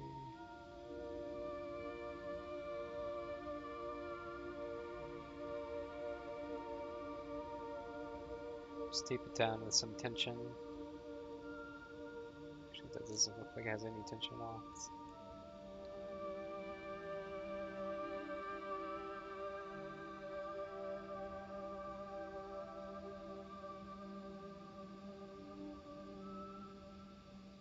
I'm doing this so to test its wiggle. Because what's going to happen is I'm going to flip it over upside down.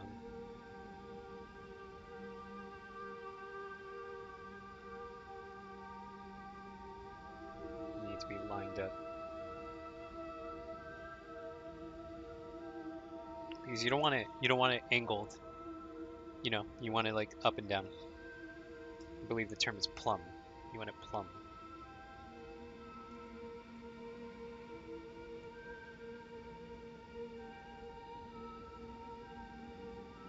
It's like a building term though, but I think it's a good one.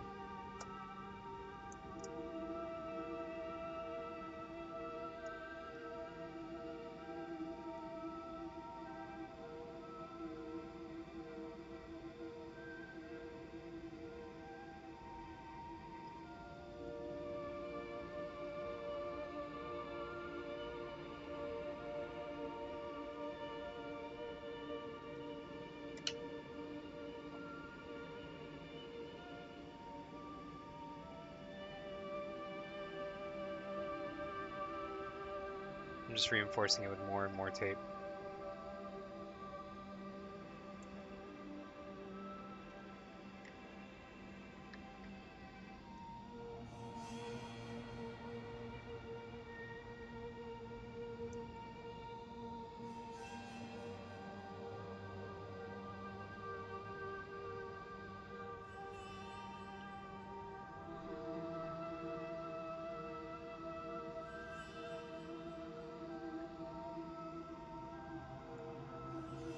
Ah, this is annoying. Hey, I can tell that it's crooked.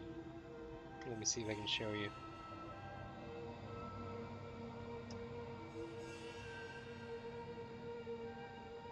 See, it's a little crooked. I'm trying to tape it so it's like flat. Stay flat.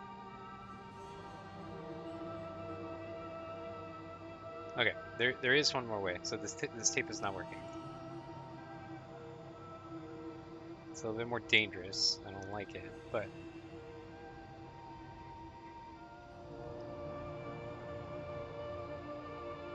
we're gonna focus on one at a time.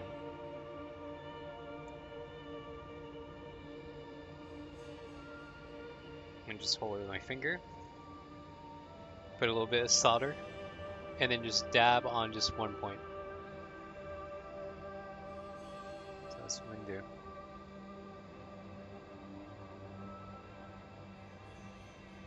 And I'm gonna be holding it from down here, from lower. I'm trying to solder the top part.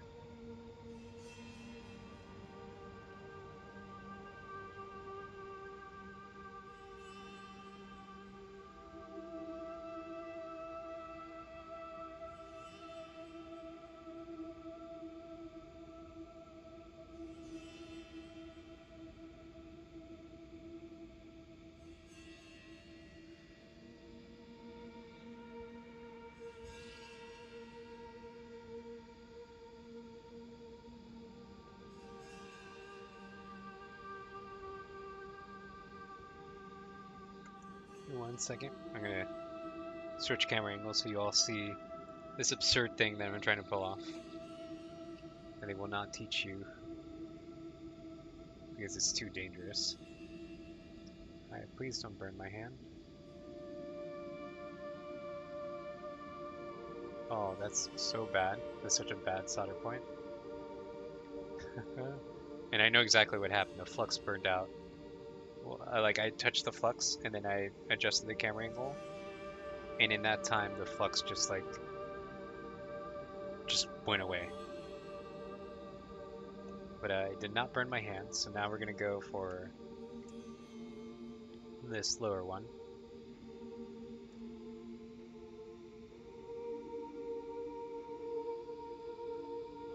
Alright.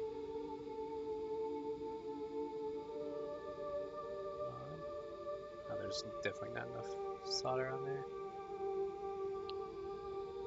It's like you introduce a big ball. And then you're like, yeah. Okay. And that's all you need. Just two anchors of some sort.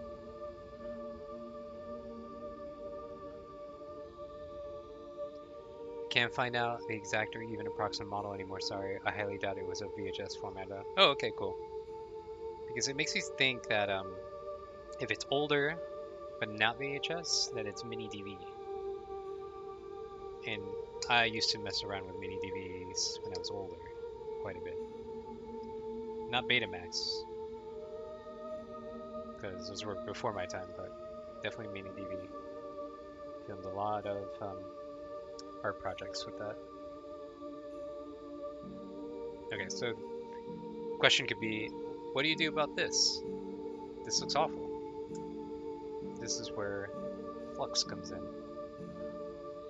So I use this terrible flux. I got it for cheap. There you go. This makes it so solder flows more easily.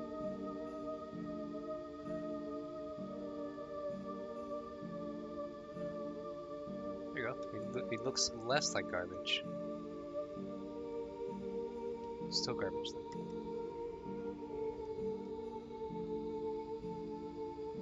There you go.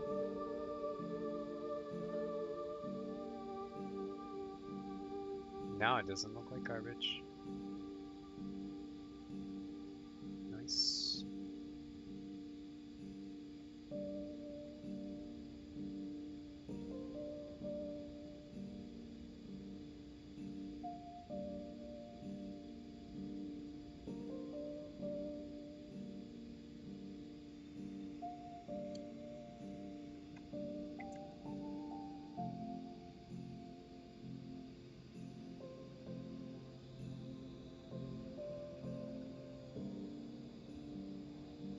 Alright, just pinned a few more drops of solder.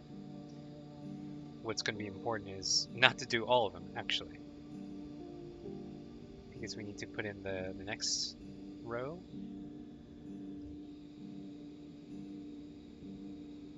And do pretty much the same stupid procedure.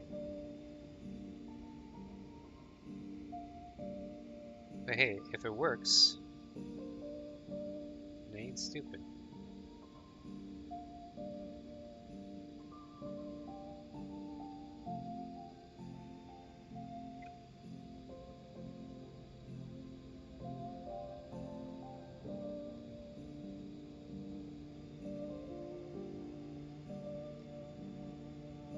I can feel the solder getting warmer. The board itself getting warmer. I'm trying to hold everything down. And please, pretty please. Just need like a better bridge. Something a little stronger than that.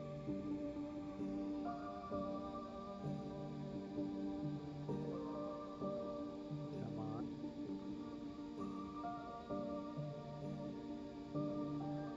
I think that'll do. Gosh, alright, whatever. But yeah, it's on there. I mean, by the hairs of its chinny chin chin.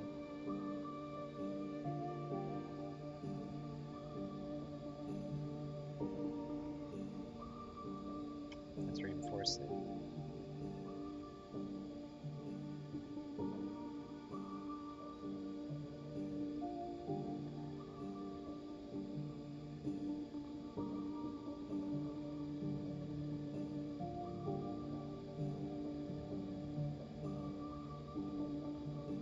You saw how it like moved quite a bit there?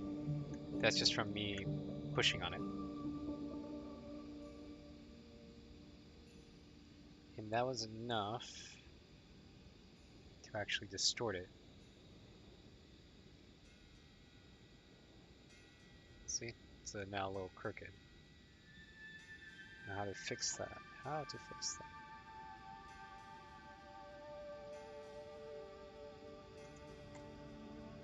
I'm gonna add some solder.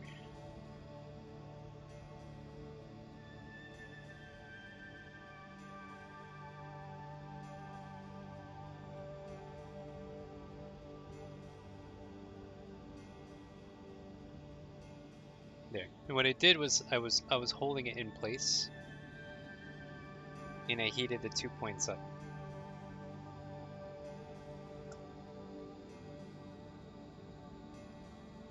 So as I was heating that, I was actually pushing it from the other side. just gonna solder this one in the bottom, and that's it.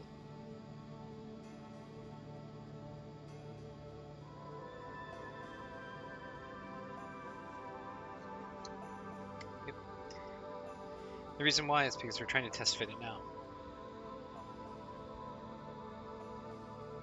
So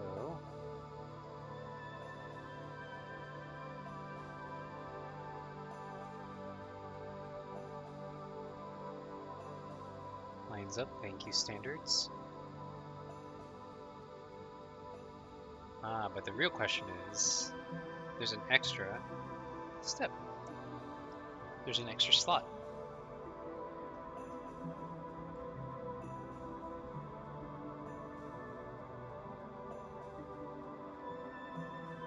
I count 12.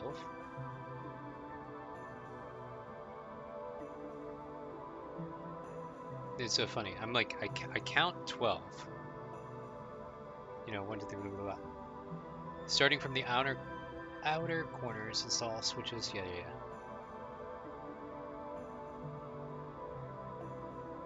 Components face down away from the PCB. Solder the pins to the microgrossly stick through. Take care to prevent any or remove any solder bridges. Soldering one pin after the other. So, this is funny because it's like, where does it start? You know, do you go from the bottom here? I count up and then this is the extra, or you count from top to bottom, this is the extra.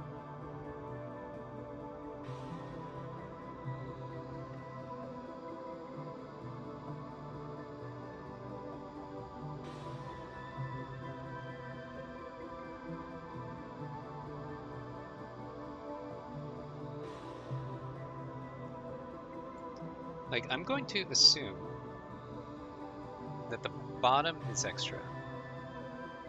It's like this. So it just goes down a ways. I don't know if that's right or not.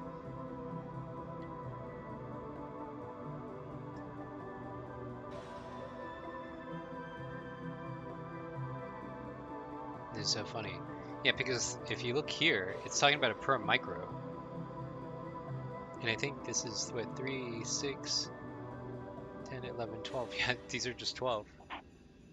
But I'm using whatever the hell this is. This is an RP2040 chip.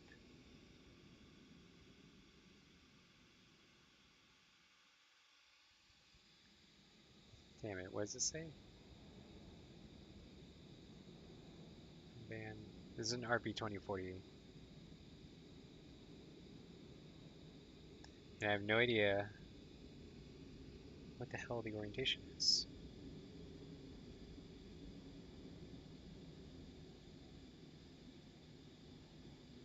So is it like that? Or is it like that? No idea. It doesn't tell you anywhere.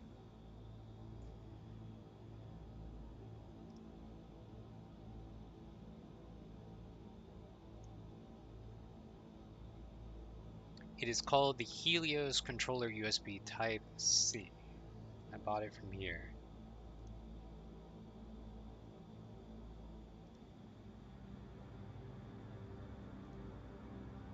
Right, regular. It is a Pro Micro SparkFun 2040 compatible footprint with 5 extra pins at the bottom. Interesting. So I'm assuming these pins are the extras.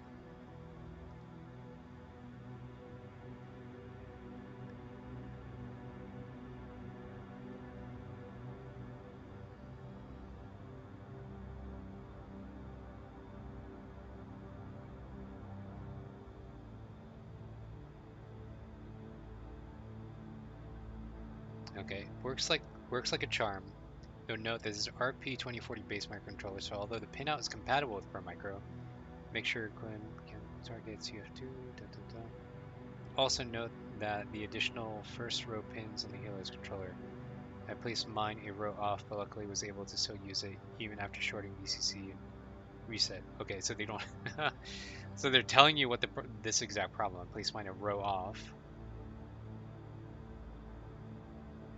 but they don't tell you how you should situate it. How does this sit? How does this sit?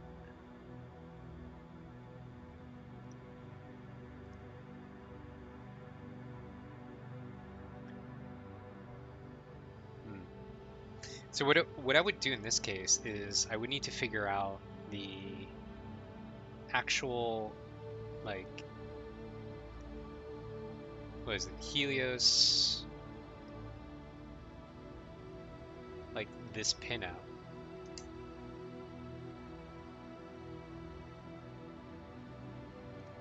If they're open source, they would show the pinout. Perfect. Okay.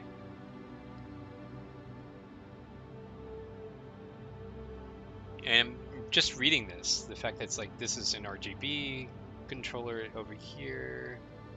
This is 9. Hmm.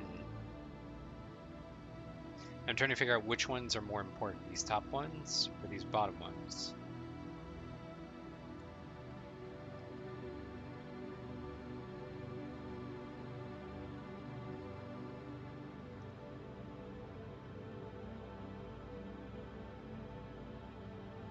Eight extra I/O pins, GP 12 through 16. Okay, yeah, I know those are extras.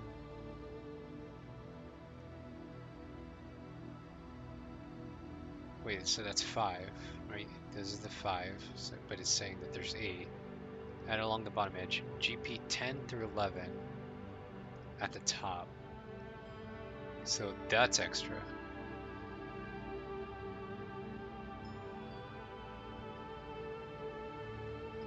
Very interesting. And a 5-volt level shifted pin to drive RGB LEDs, for example, GP25. Where are you? 25 up here. So is this all the same one, right? Yeah, you get that one. Yeah, it's exactly the same chip. So I think, if I'm going to guess right, that's like this. That the bottoms line up and the top is extra. I think that's what that is. I'm just reading this, right? Because it's telling you, hey, we put extra I/O pins. And the way to super confirm this is you need to know, what is the board doing? All right, so we're building the Contra 48 keyboard pinout.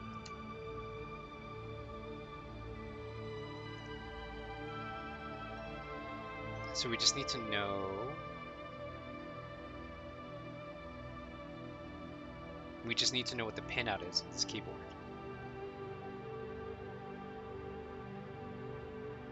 Just need to give you an option, Helios or Nano, but they don't tell you how to install it. See, because I'm following the build guide, following that exact build guide, but they don't tell you anything about the Helios that they recommend you to buy as to like how you should position it. So what I'm gonna do is I'm going to assume that these top ones are the extra GPIOs that shouldn't be used. No, I should probably ignore them because they're labeled as extras. And that you need everything else here, like 9 through in the 2 grounds, etc. I mean, it would be super useful is like if you had the circuit diagram for the keyboard and know where the grounds are, and know which one of the microcontroller options the ground needs to be connected to. But I'm having trouble finding the pinouts. Like GitHub.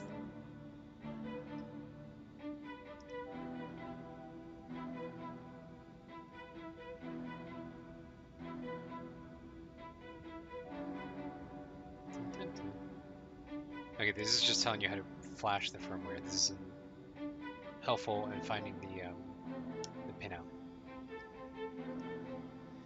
So I would need to know where the ground pins are easily. Like I would love to easily know where they are.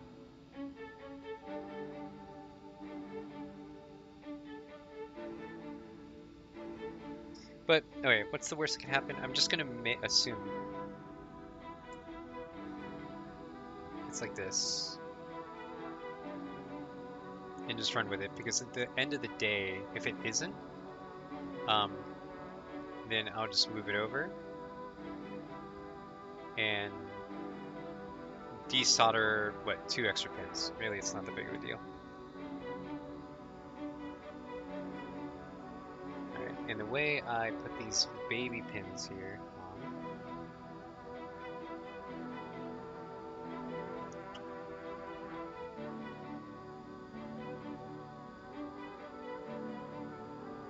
Alright, mouse.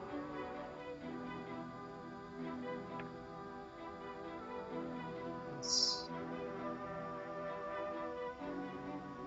Go ahead and pick it up.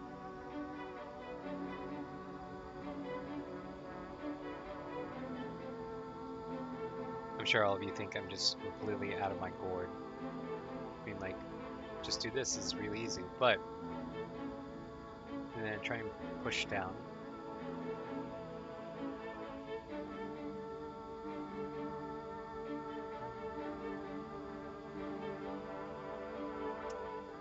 And then just inserts like that.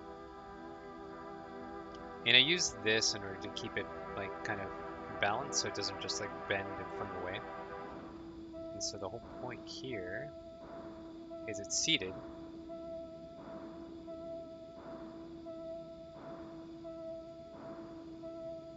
And then I just solder into the board here like this. Now, what's important is that the way I'm doing this, well, say I mess up and say it was actually supposed to be positioned like this. Well, if that's the case, then in order to get that right, I would have to desolder all the pins. But if I'm truly, but if I need to correct it later, I can just remove this already off the board. I guess it would be desolder these two, and then add these two, and then just insert it again, and I'd be done.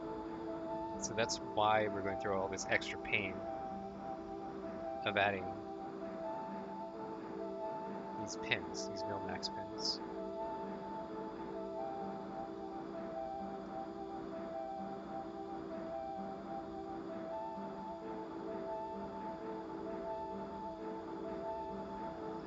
And it's getting stuck because there's a bit of flux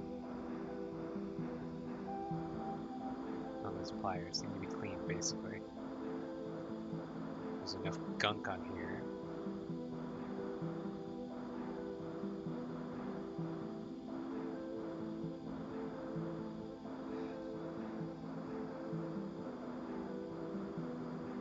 Oh my god. I swear this is all worth it. This is all worth it. As I tell myself, as I'm trying desperately to not scream. It's all worth it. These pliers are a little cleaner.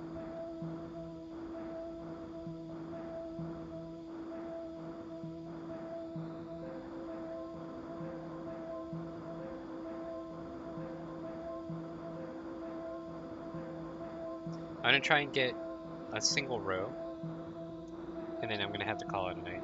I've been streaming for far too long in my position. Like I mentioned, cheap desk, slanted floor, not a great recipe for my body. At a minimum, I'll try and put a row here, a column.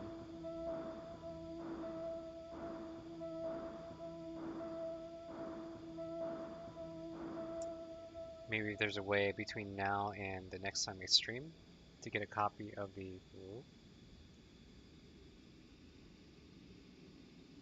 get a pinout, the Contra 40 keyboard. That would definitively solve my problem of how far forward or back the microcontroller should be, because you just have to follow where ground is.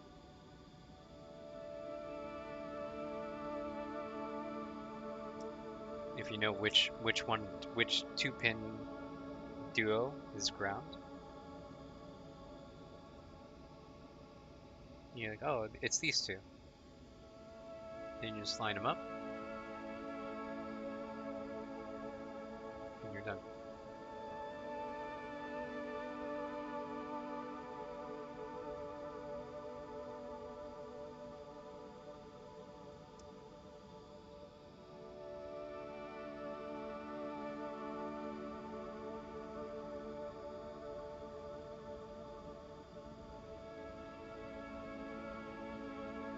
Just massaging. So I guess they're. These can easily, if you put too much force, see how like they're just like flying away. You can easily put too much force on these little Milmax things, and they'll just bend. And then those are done.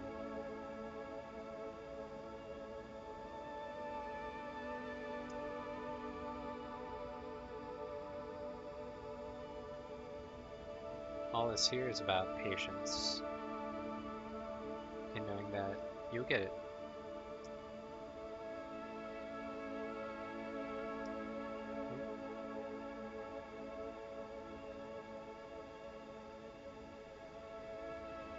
In due time.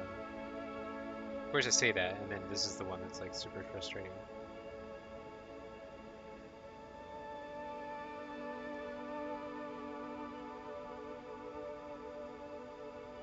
There you go. Alright, 3 more.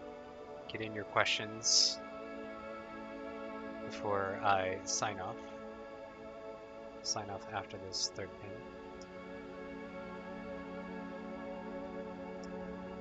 Oh. Where did this go?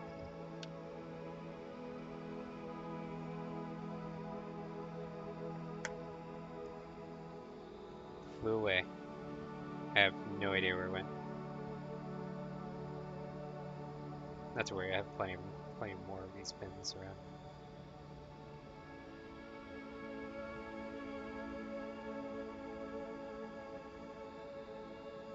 But again, get in your questions, so comments for me to read. Wow, that one flew right there.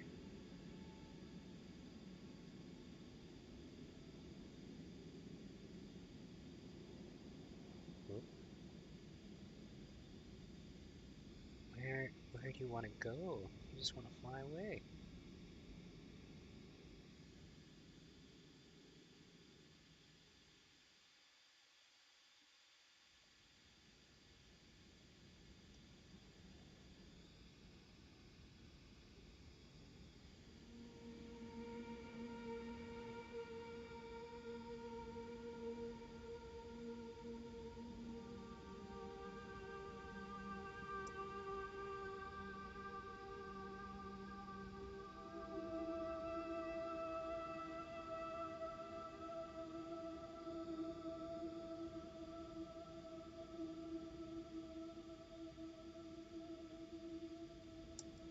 There you go. Alright.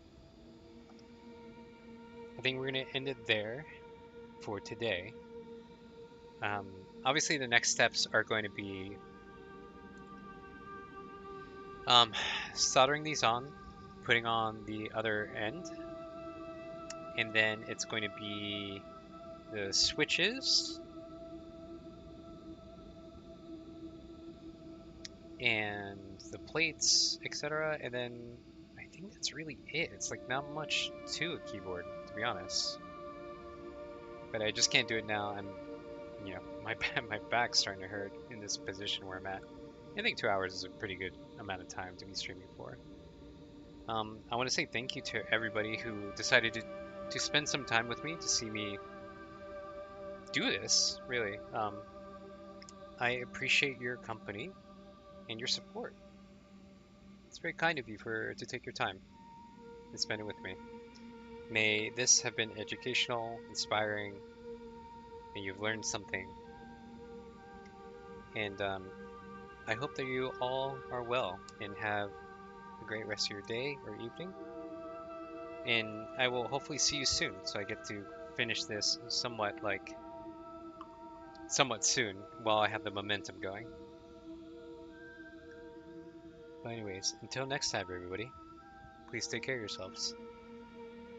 Bye bye.